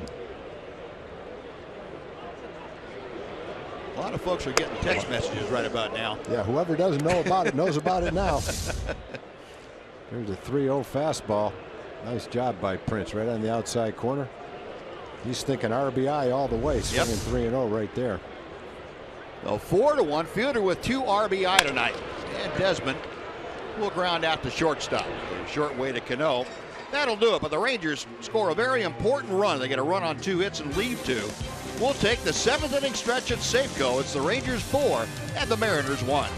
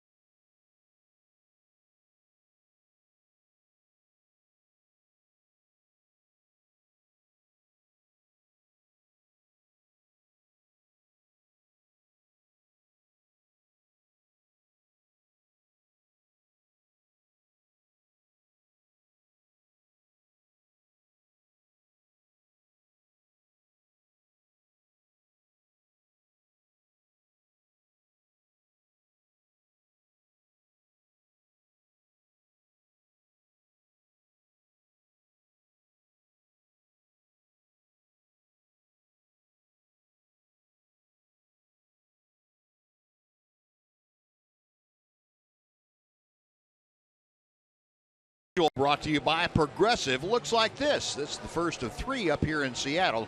Rangers will finish up here Wednesday afternoon, then back home to take on the Orioles for 4. First off day of the year is on Monday the 18th. Then the Astros come into town. Don't forget, it's red out week against the Houston Astros. Rangers a quick trip to Chicago to come back and take on the Yankees, finishing out the month. Andrew Faulkner has entered the ball game, so Colby Lewis gone after 6 innings of work. He leaves with the Rangers leading 4-1. Andrew Faulkner last worked down in Anaheim, the first game of that series. Worked a third of an inning against the Angels. He's on here.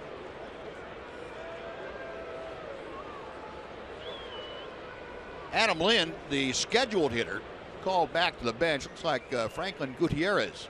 No, it's Luis Sardinhas, excuse me. Luis Sardinhas has come on the bench to pinch hit for Adam Lynn.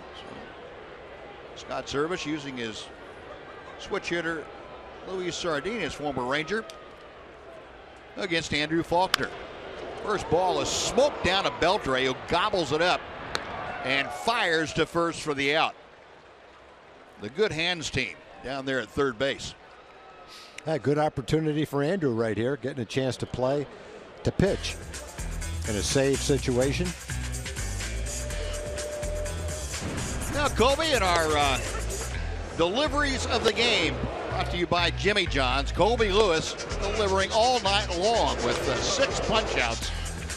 Virtually every manner of pitch in every location that you can think of. Colby had it working tonight. Our Jimmy John's delivery of the game, and Colby made about 89 of them this evening.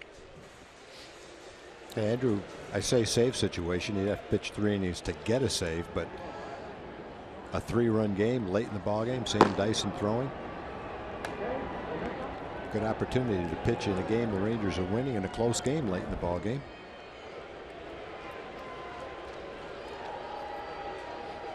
The 1 out again. Scott Service going to his bench. This time it's Franklin Gutierrez coming on to pinch hit for Seth Smith.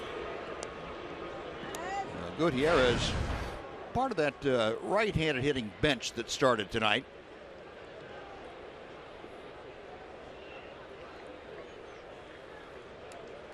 Gutierrez a 125 average. That's going to increase as he just gets it out of the reach ever so slightly of Elvis Andrus into left field for a base hit. The 1 on, 1 out. Chris Iannetta coming up. We're going to send it back to our studios and John Radigan for a Chevy game break.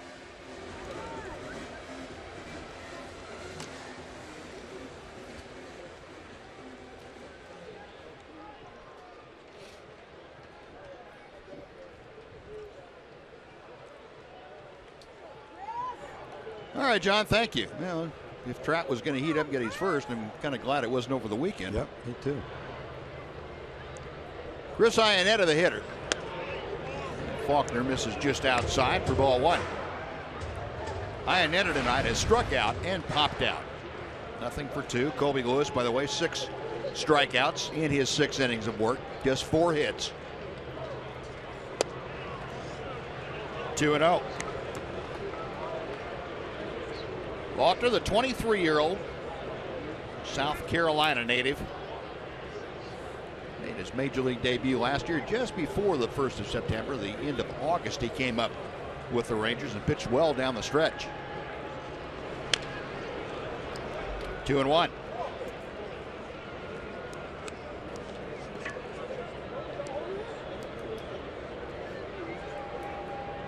Remember Iannetta in that season opening series at Globe Life Park was on base his first 5 times up, and a couple of hits and 3 walks. That's in the dirt. It gets away from Nicholas. It will advance Gutierrez. Wild pitch puts the Mariner at second base with 1 out.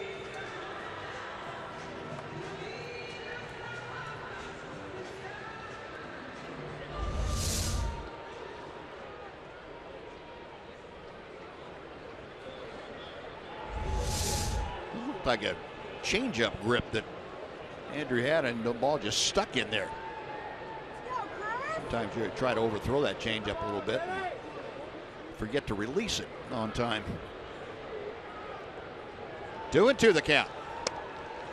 Now 3-2. Oh, that's ball 4. Excuse me. Well, the walk to Iannetta. 2 on with 1 out. Ketel Marte will now come up.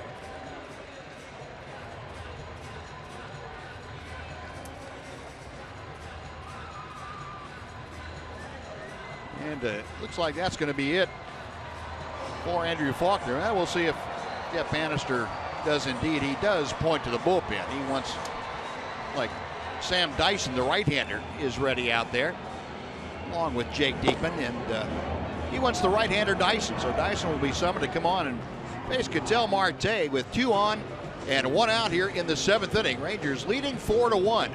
Dyson will be charged with keeping that intact. Pitching change underway. We'll be back to Safeco Field right after this on Fox Sports Southwest.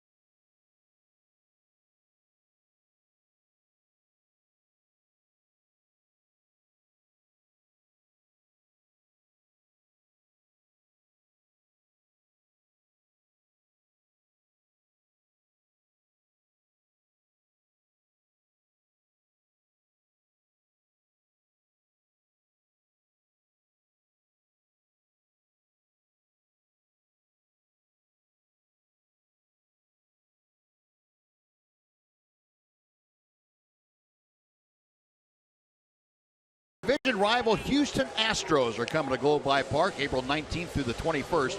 It's the first 3-game series of the Silver Boot Series this year, and it's sponsored by the Texas Lottery. Wear your red. It's a red out time against the Astros, and enjoy a great promotion or giveaway every night of the series. Visit TexasRangers.com, or you can call 972-RANGERS for tickets. Well, here's Sam Dyson, the sinker ball specialist. He is brought on here to face Ketel Marte. Runners at first and second, and 1 out. Dyson, the 27-year-old right-hander out of Tampa Bay, Florida, Jesuit High School in Tampa Bay. His college pitching at South Carolina.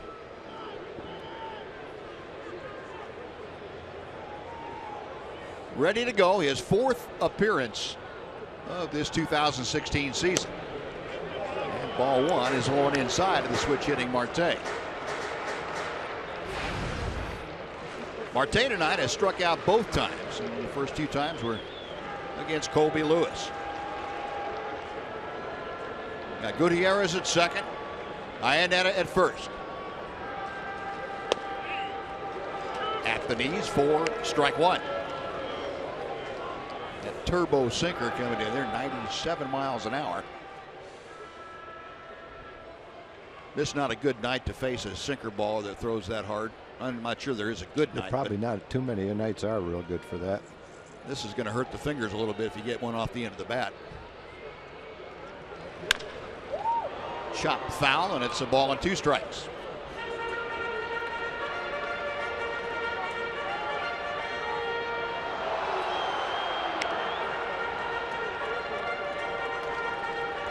Rangers 4 runs on 10 hits tonight. The Mariners 1 run on 5 hits.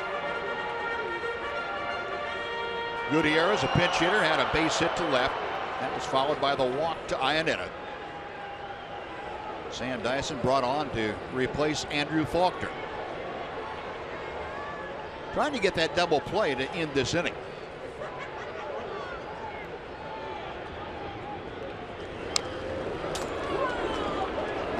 Just gets a piece of it.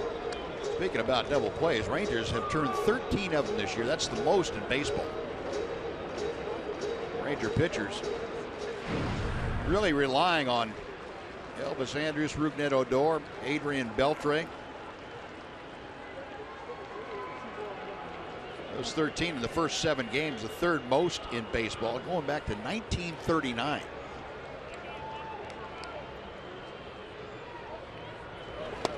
Got him swinging. I knew he'd be set up for something a little bit slower than the 95-mile-an-hour fastball. That was 89 miles an hour, but on the fastball before that, looked like he was out in front of it almost, that he fouled off. A pretty good call right there by Brett Nicholas. Threw him a changeup, 89 miles an hour, and he just waved at it. Boy, that was a great pitch. Thing dive bomb blowing away from him. The equalizer to a left-hander for Sam Dyson. Now, early in the season, it seems like Sam's secondary pitches are being used more and better than they were last year. Here's Leonis Martin. Hard hit, knocked down by Elvis. He will not have a play anywhere, and the bases will be loaded as Martin gets his 2nd hit. Neither one has left the infield. That one smoked. Yeah, that was a hard hit ball. Tough play for Elvis.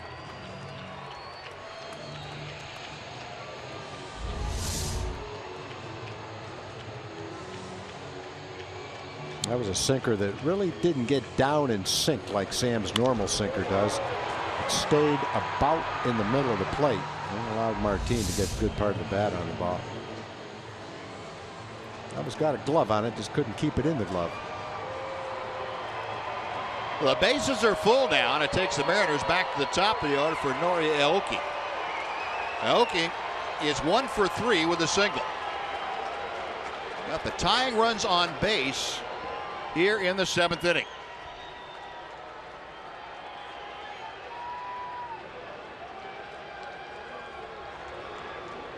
Aoki very much a contact hitter up there. Hits it hard.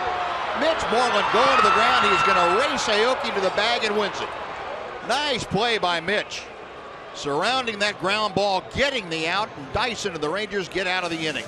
No runs, 2 hits, 3 left. On to the 8th, 4-1 Rangers on Fox Sports Southwest.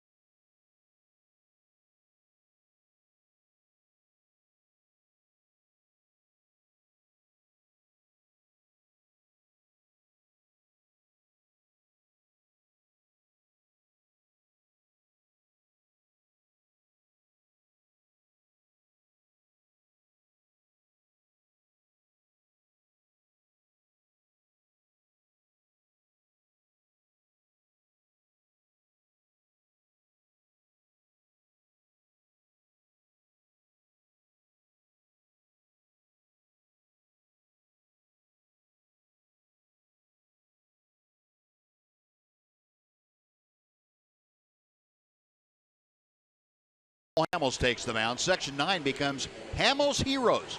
Everyone purchasing a ticket in the Hamels Heroes section receives a t-shirt and a K card. Visit TexasRangers.com/Hamels to purchase your tickets for Thursday, April 14th. Cole Hamels takes the mound against the Baltimore Orioles. Hamels Heroes. I like that. That has a good ring to it.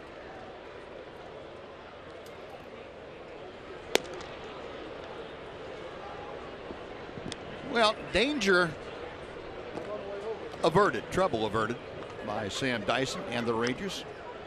Nice defensive play by Mitch Moreland to take care of that rocket off the bat of Norioki. The old axiom in baseball, you make a good defensive play and you automatically lead off the next inning. It's in play here. There you go. Mitch Moreland. Moreland to be followed by Andrus and Rua.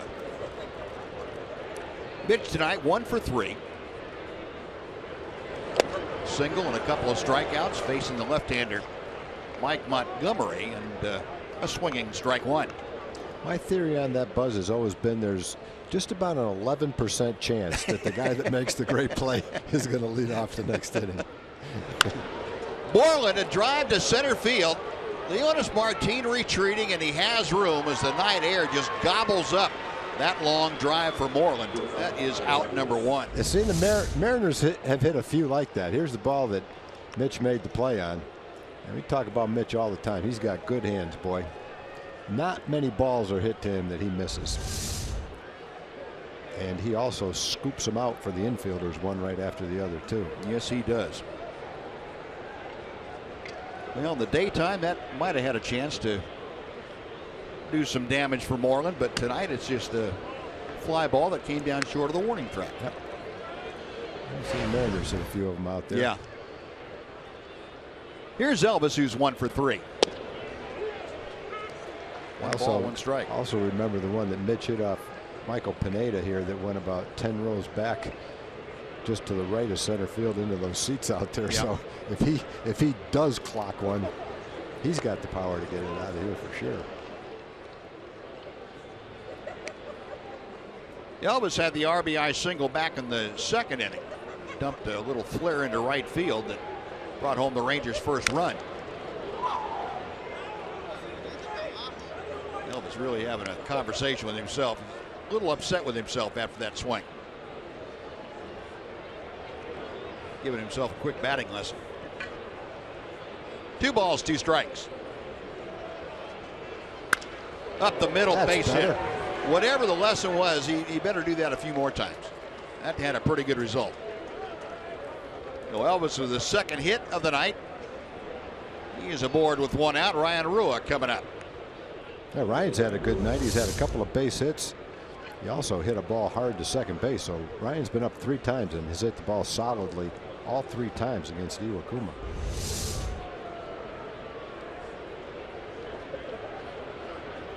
Rangers now with 11 base hits for the ball game.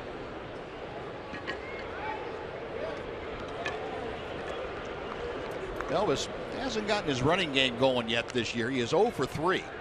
Caught stealing 3 times.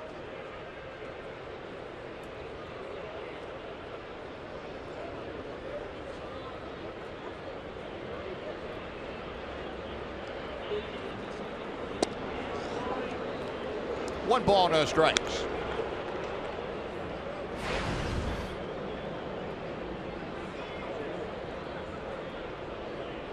Rua now 3 for 11. Got 1 RBI for him.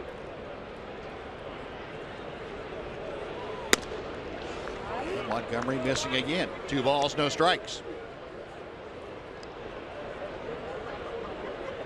Jake Diekman in the Ranger bullpen. Looks to be ready if needed. We go back to the do-ups for the Mariners. Back-to-back left-handers, and Seager and Cano starting off the 8th inning. And Rua with his 3rd hit of the night as he pounds it through the shortstop hole. Looks like Arizona. That's the way he's swinging the bat tonight. 3 hits for Ryan and 4 at bats. He's hit the ball hard every time. Good job getting a chance to play tonight. Got a left-hander going tomorrow. He's probably be in the lineup again tomorrow too. So you would figure with Wade Miley going tomorrow, he just might have written his name in the lineup with 3 hits tonight. That's for sure. Oh, he looks good at the plate too. He's taking good swings. Looked good all spring too. Mel Stottlemyre Jr., the pitching coach out there to talk to Montgomery. First 3-hit game since almost exactly a year ago. April 9th of last year at Oakland. Remember Ryan, the opening day left fielder for the Rangers in 2015. Got off to a good start, and then all of a sudden he had that foul ball down on his foot, and it was a problem.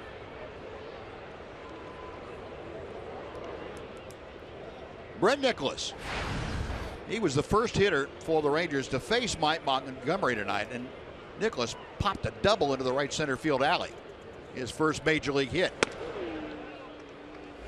And our AT&T high-speed internet replay will show you that hit. Montgomery throwing it away, and Brett Nicholas driving it away. And the Nicholas family very happy. Up the middle, base hit. That. Here comes Elvis around third. Martin with a throw is going to hold Elvis at third base. The Rangers have seen that arm. They aren't taking any chances. Boy, he is. Brett Nicholas is ripping the left-hander, I'll tell you that. Against the left-hander is just smoking the baseball. Boy, those 3 hard hit balls too, boy. Elvis, Ryan, and Brett all smoked the ball. Hit it so hard that a guy with pretty good speed, Elvis at second base, had no chance to score, and there's why. That laser beam that Martin can fire from center field. And they're just as happy this time, and I don't blame them. They've had a chance to stay warm the last couple of innings. Brett getting a couple of base hits. Now here the bases loaded now for Rougned Odor. Rougned going for the grand salami came up empty. I think Banny can just platoon the catchers and let Nicholas hit against the lefties. Yeah. And let Brian hit against the righties. Do a reverse platoon. Yeah. Odor tonight, an RBI double in 4 trips. Finds himself now down in the count, 0-2. And just like last time up, got that long fly ball to move the runner over to third base with nobody out. Now he's got the 2 strikes. Got to bear down and make some contact against the lefty. Rougned up there shaking his head, getting his eyes adjusted. He is set to work against the left-hander, Mike Montgomery. In the dirt. Boy, nice stop by Iannetta.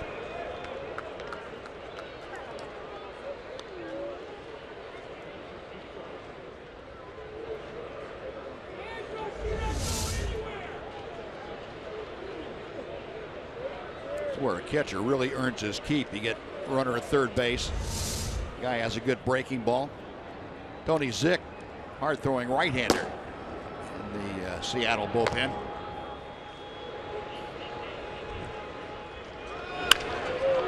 Sharply hit off the glove of Cano out into right field. Elvis scores. Rua steaming around third will score.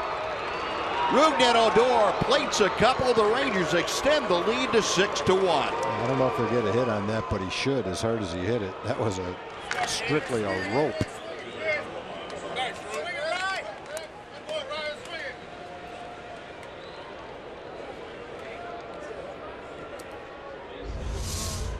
That is going to be a 2-run single for Rougned Odor, and Robbie Cano would tell you it should have been a hit. Yep. Boy, Rougned, nice night for Rougned. Double drive and a run, a fly ball to move a runner, and now a bases loaded 0-2 base hit to drive in a couple. Well, 4 consecutive hits off of Montgomery. Nomar Mazara at the plate now, trying to continue this streak. Still just 1 out. Runners at first and third. Mazara 2 for 4 tonight.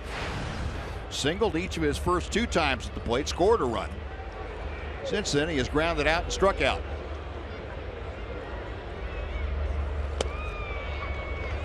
Two balls and no strikes. Nice to see the Rangers, who now have a season high 14 hits. And they have put some runs on the board here lately. They have added on. This is the 5th inning of the first 8 that they have scored. Scored 1 each in the 2nd, 3rd, and 4th. 1 more in the 7th, and 2 here in the 8th, looking for more with 1 out. To left field, that's going to be deep enough to get Nicholas home. Catch is made. There will be no throw as Nicholas races down the line and crosses home plate. A sacrifice fly by Nomar Mazara. It is 7-1 Texas. And he's not up there just taking a huge swing trying to hit a home run. He's trying to get the job done against a left-handed pitcher, which means get the ball up in the air and hit it to the outfield. You get a hit, great. That's a pretty good pitch too, down and away, knee-high pitch down and away, and he lines a pretty good shot in the left field for that RBI. Another good game for the 20-year-old. So his 2nd major league RBI, and for Brett Nicholas, his 2nd major league run scored.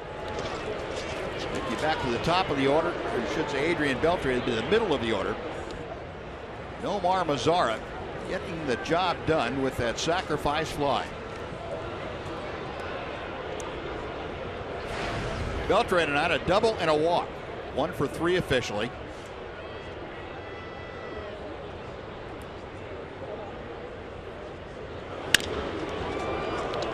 Seager across the diamond.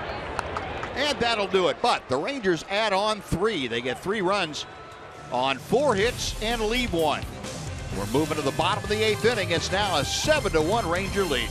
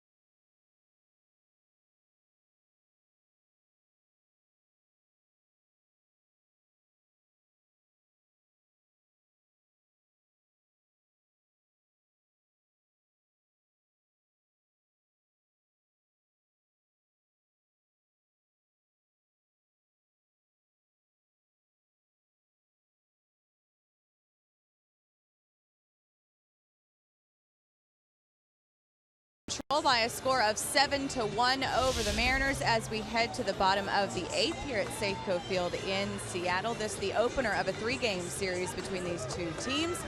Game 2 comes tomorrow night, same time, same place, 9 o'clock Texas time, as Derek Holland goes to the hill for the Rangers, looking to keep Kyle Seager in check, which has been a chore of late. See how that goes down tomorrow. And we thank the fine folks at AT&T high-speed internet for getting us ready for game 2 of 3 between the M's and the Rangers. Guys. All right, and thank you. Keone Kela has come on, and he's charged with trying to keep Kyle Seager down here in the 8th inning. Keone Kela on to face the tough part of the Seattle order. Seager, Cano, and Cruz. Rangers, though, have opened up a 6-run advantage. It's 7-1 Texas. You know what 7 runs means, Buzz? Half-price pizza for Ranger fans. That's right. Papa John's. That's right. Papa John's 7-run rule. Kela appearing in his 4th ball game. 3.38 ERA in 2 2/3 innings. Inside and hitting. Got Seager as he turned into the pitch, and he will be aboard.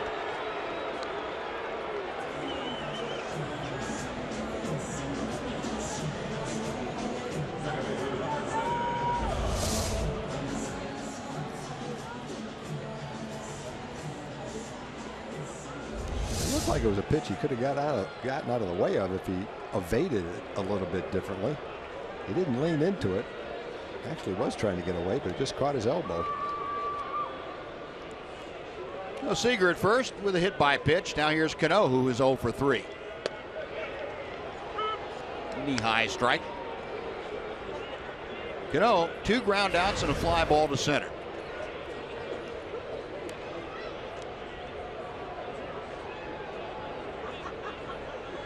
Facing the 22-year-old right-hander Keone Kela.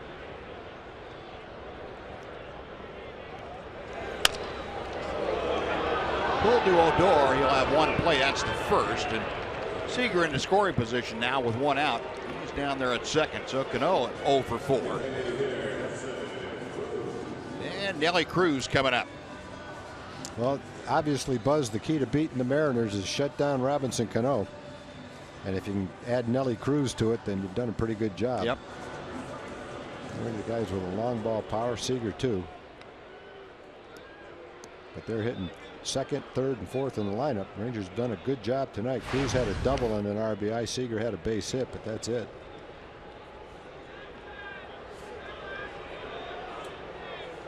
Cruz's RBI double came back in the 1st inning. That's the only time the Mariners have put a run on the board.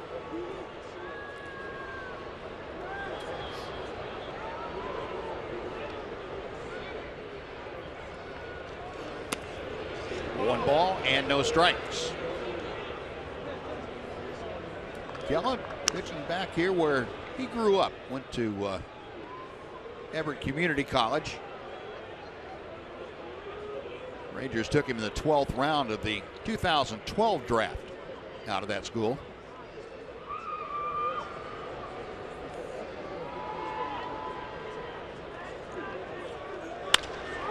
That ball is crushed to center field. Desmond is back at the wall. That ball's gone. Nelson Cruz, doesn't matter whether the ball carries or not at night here. Cruz strong enough to hit it out anywhere. His 2nd home run of the year. It's a 7-3 Ranger lead. Miller's knocked in all 3 runs. 1 with a double. Those 2 with a home run. Yeah, you're right about that, Buzz. He's the kind of power hitter. When he hits it, it doesn't matter where it is or what part of the field it is. That's a hanging breaking ball right down Broadway.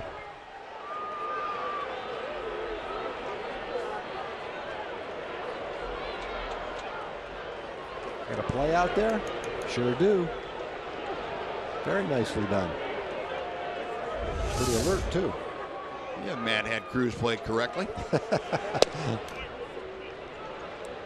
Here's Luis Sardinhas now, switch hitter. Turning around to hit from the left side against Keone Kela. Sardinhas came on as a pinch hitter for Adam Lind and grounded out in the 7th inning. 1 ball and 1 strike.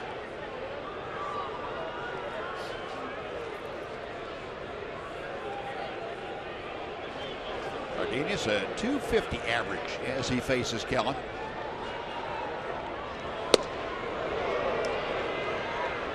One and 2.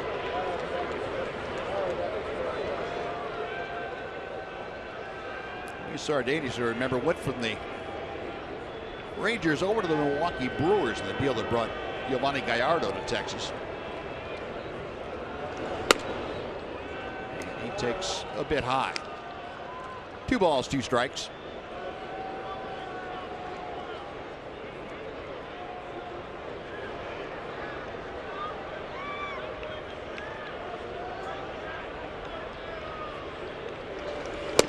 Got him swinging.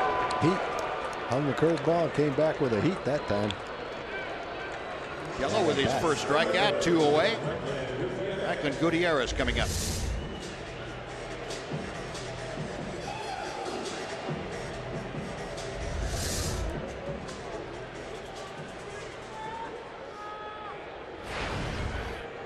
Gutierrez had a pinch hit single. He came on to bat for Seth Smith in the 7th inning. Got as far as third base, but the Rangers stranded him there.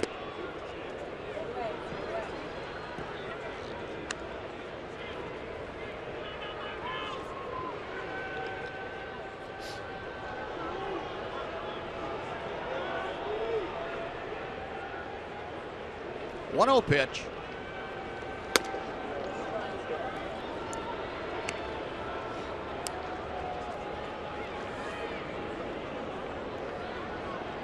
Kello last year, a big year with the Rangers workload wise, 68 games.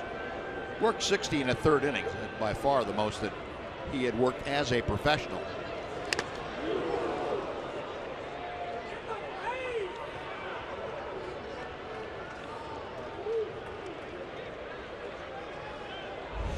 fact, the most he'd ever worked before was 48 innings. Boy, they've got Jeff Nelson right in the mask.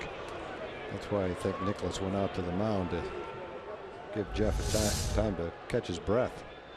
Catchers understand what that feels like. And umpires appreciate the 45 seconds. You didn't see the umpire running out there to break up the huddle at the mound. No. Sure didn't. Thanks a lot, kid. Pretty good move for a rookie. 2-1 the count.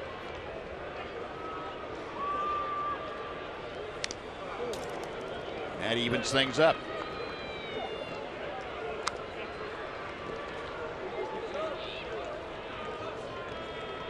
Gutierrez coming back from all kinds of injuries the last several years. Last year, though, he had 15 home runs and fewer than 300 at bats. He put in a lot of good work and started getting results. Got a breaking ball, was able to fight it off foul. Still 2-2.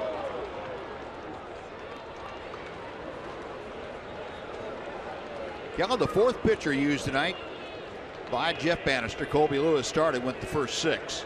Andrew Faulkner worked the 3rd of an inning. Sam Dyson finished up the 7th with 2/3 of a frame.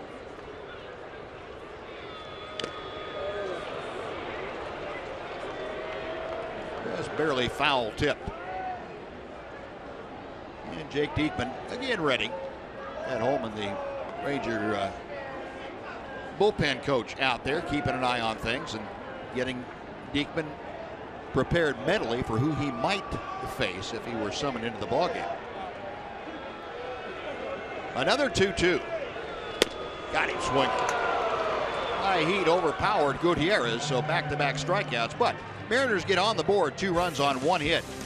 9th inning coming up. It's the Rangers 7, the Mariners 3 on Fox Sports Southwest.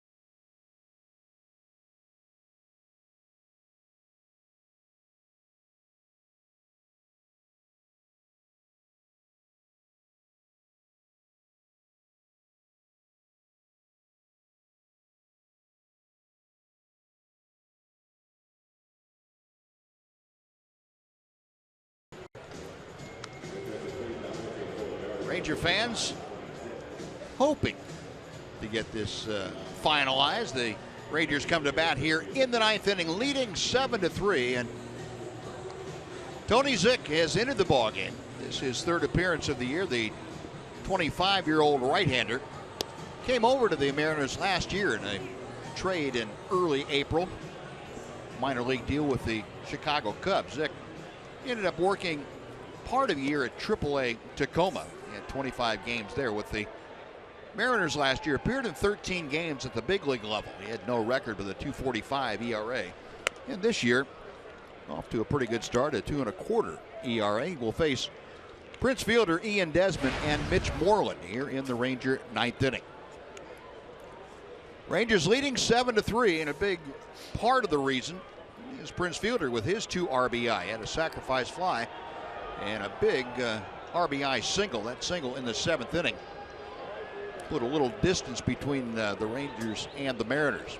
Yeah, this has been a good offensive night for the Rangers. They've had good at-bats all night long, all through the lineup. A lot of hard hit balls, base hits with 2 outs and men in scoring position. 0-2 hits by left-hand hitters against left-handed pitchers. Rookies doing the job. Mazara, a couple hits, an RBI and a run. Brett Nicholas, a double, a single, scored a couple times. 3 hits for Ryan Rua. That's been a great offensive night. And that fastball, 96 miles an hour, is a little bit high from Zych. 1-1 to fielder. Prince now a 222 average. RBI total up to 9 for the year. Good sharp breaking ball.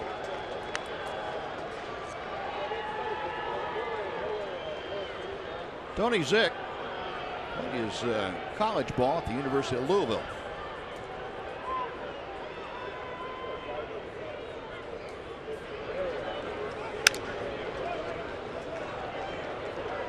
He was the Cubs' 46th round draft pick.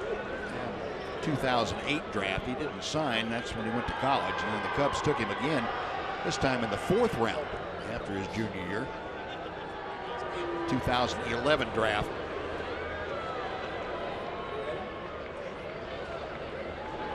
Traded, as we mentioned, a year ago to the Seattle Mariners.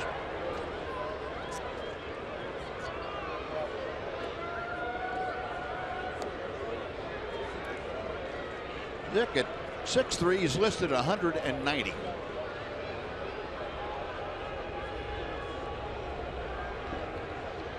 One and 2 to fielder.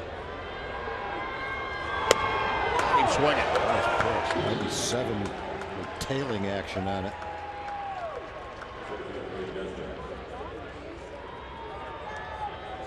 You know, we've talked, Tom, about the number of guys that throw upper 90s anymore, mid to upper 90s. Seems like everybody that comes out of the bullpen after the 5th inning does that.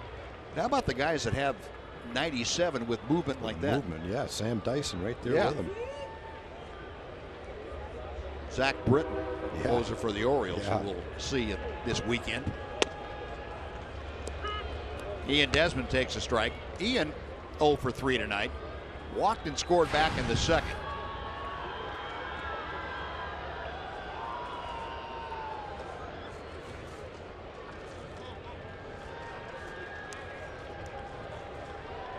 Now, Iannetta going to go out and mention something to Tony Zych.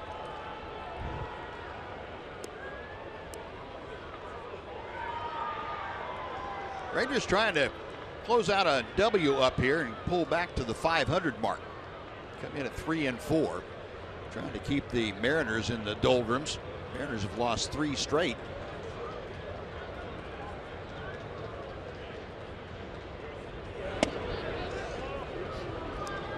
One and 1 the count.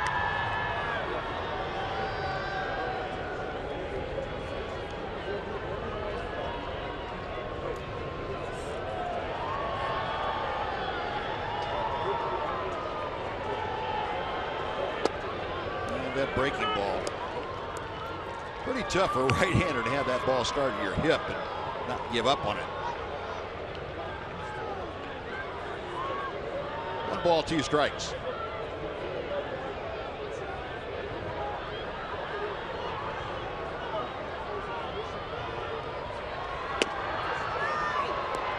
That will even things out.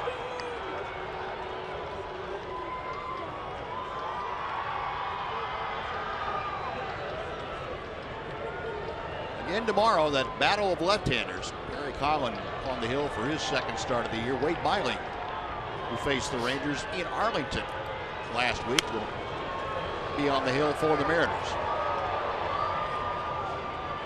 Again, 9:05, 9:10 Central Time. First pitch out here.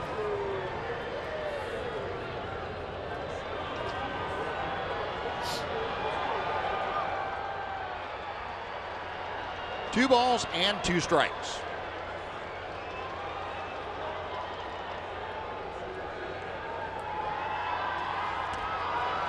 Swinging, big breaking ball, sweeper, and Desmond gone on strikes. Back-to-back punch out for Zick.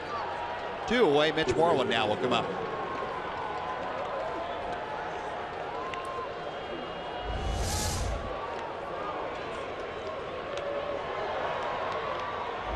You got that 97-mile-an-hour fastball with movement and that slider to go along with it. You make your pitches, you're going to be pretty tough on people.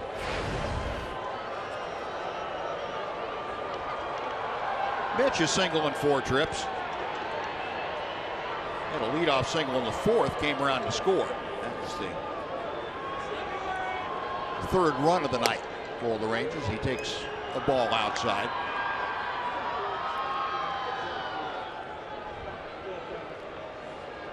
Mariners again in that extreme overshift. Moreland up there. You get 3 Mariners on the right side of the diamond. Kyle Seager not too far from playing behind the bag. He's at a normal shortstop spot, maybe shaded up the middle from a normal shortstop spot.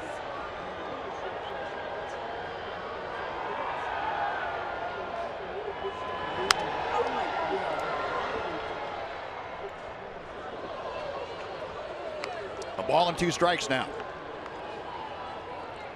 Looking toward the bottom of the 9th. It'll be the bottom 3rd of the Mariner order. Iannetta, Marte, and Martin.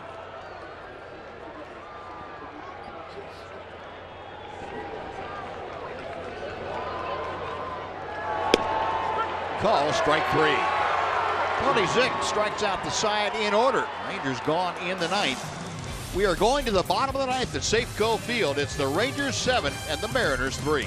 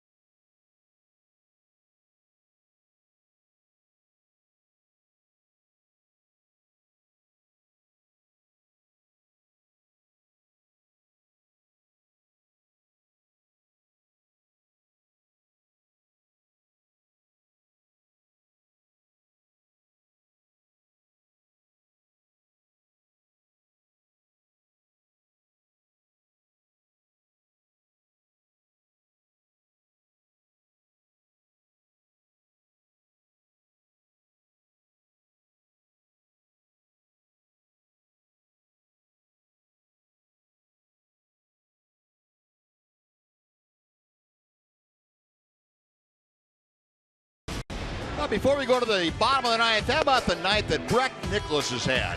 Making his major league debut, he throws out Aoki in the 1st inning. First guy that tried to steal against him, and then his first major league hit. That was a leadoff double in the 7th inning, and then, just for good measure, how about singling right up the middle his next time up? A pair of hits, he scored twice. He's had his own cheerleading section here for him. His family and friends in town at the ball game tonight. What a night for Brett Nicholas. He'd done everything he could possibly do. He worked great with Kobe Lewis. He threw out a runner and a tough first inning for Kobe. When Kobe had to throw 30 pitches, one of his outs was that throw out, and then ripped the left-hander late in the ball game for a double, a single. Scored a couple of runs. If Martin wasn't playing center, he would have had an RBI. Yeah. Now he will go to work with Jake Diekman, who is on the hill now to pitch the 9th inning. Diekman, as you saw, making his 5th appearance at his tops on the ball club now. Takes over for Keone Kela and fires a strike to Chris Iannetta. Diekman, another one of those power arms coming out of the bullpen. Iannetta tonight has walked, struck out, and popped out. Up the middle, and right there is Diekman. 1 out. Sounded like it turned that bat into some kindling for the winter. I think he'll do that to a lot of guys.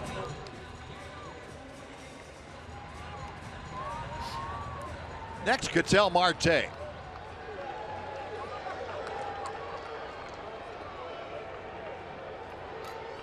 Marte has struck out all 3 times he's come to the plate tonight.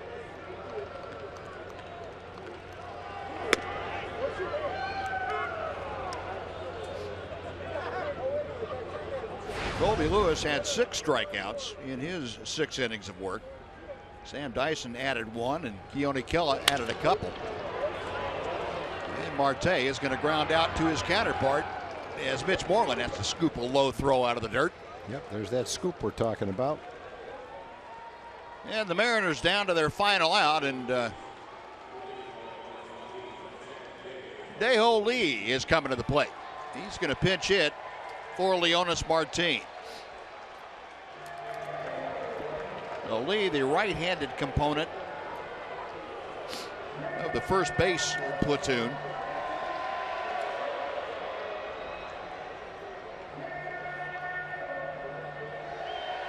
Lee 1 out of 8 in his appearances so far. Will face Jake Diekman.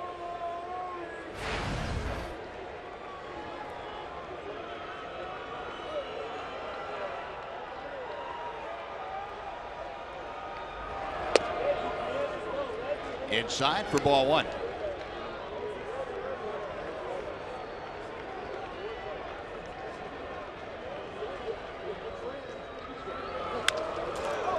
Guy takes a good rip, boy. He's put up some big numbers in Korea and Japan. Power numbers. He's got a nice swing.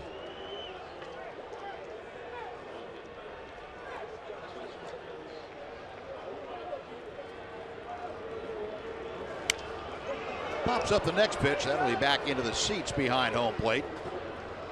And it's 1 ball and 2 strikes.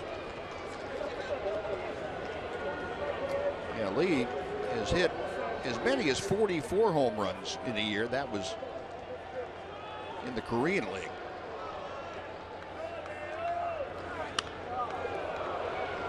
Two and 2. Just in case Brett Nicholas wasn't completely loose back there. Jake thought he'd make reach up and grab one. Get that back stretched out. Now the 2-2. Out of play to the right.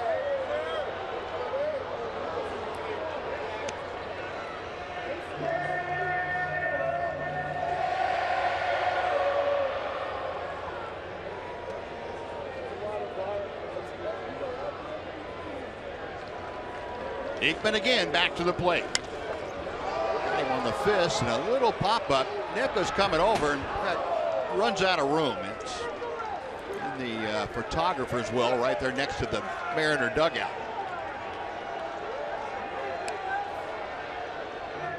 That would have capped off a pretty good night had he been able to make that catch, leaning in there and make a highlight catch. About the only thing he hasn't done is gone into the crowd to get one. It's been a great day for him. Yep.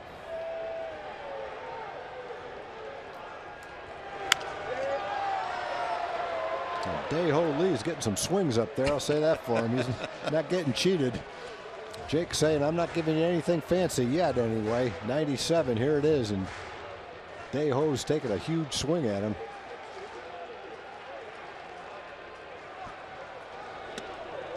He laid off that one. It's a full count.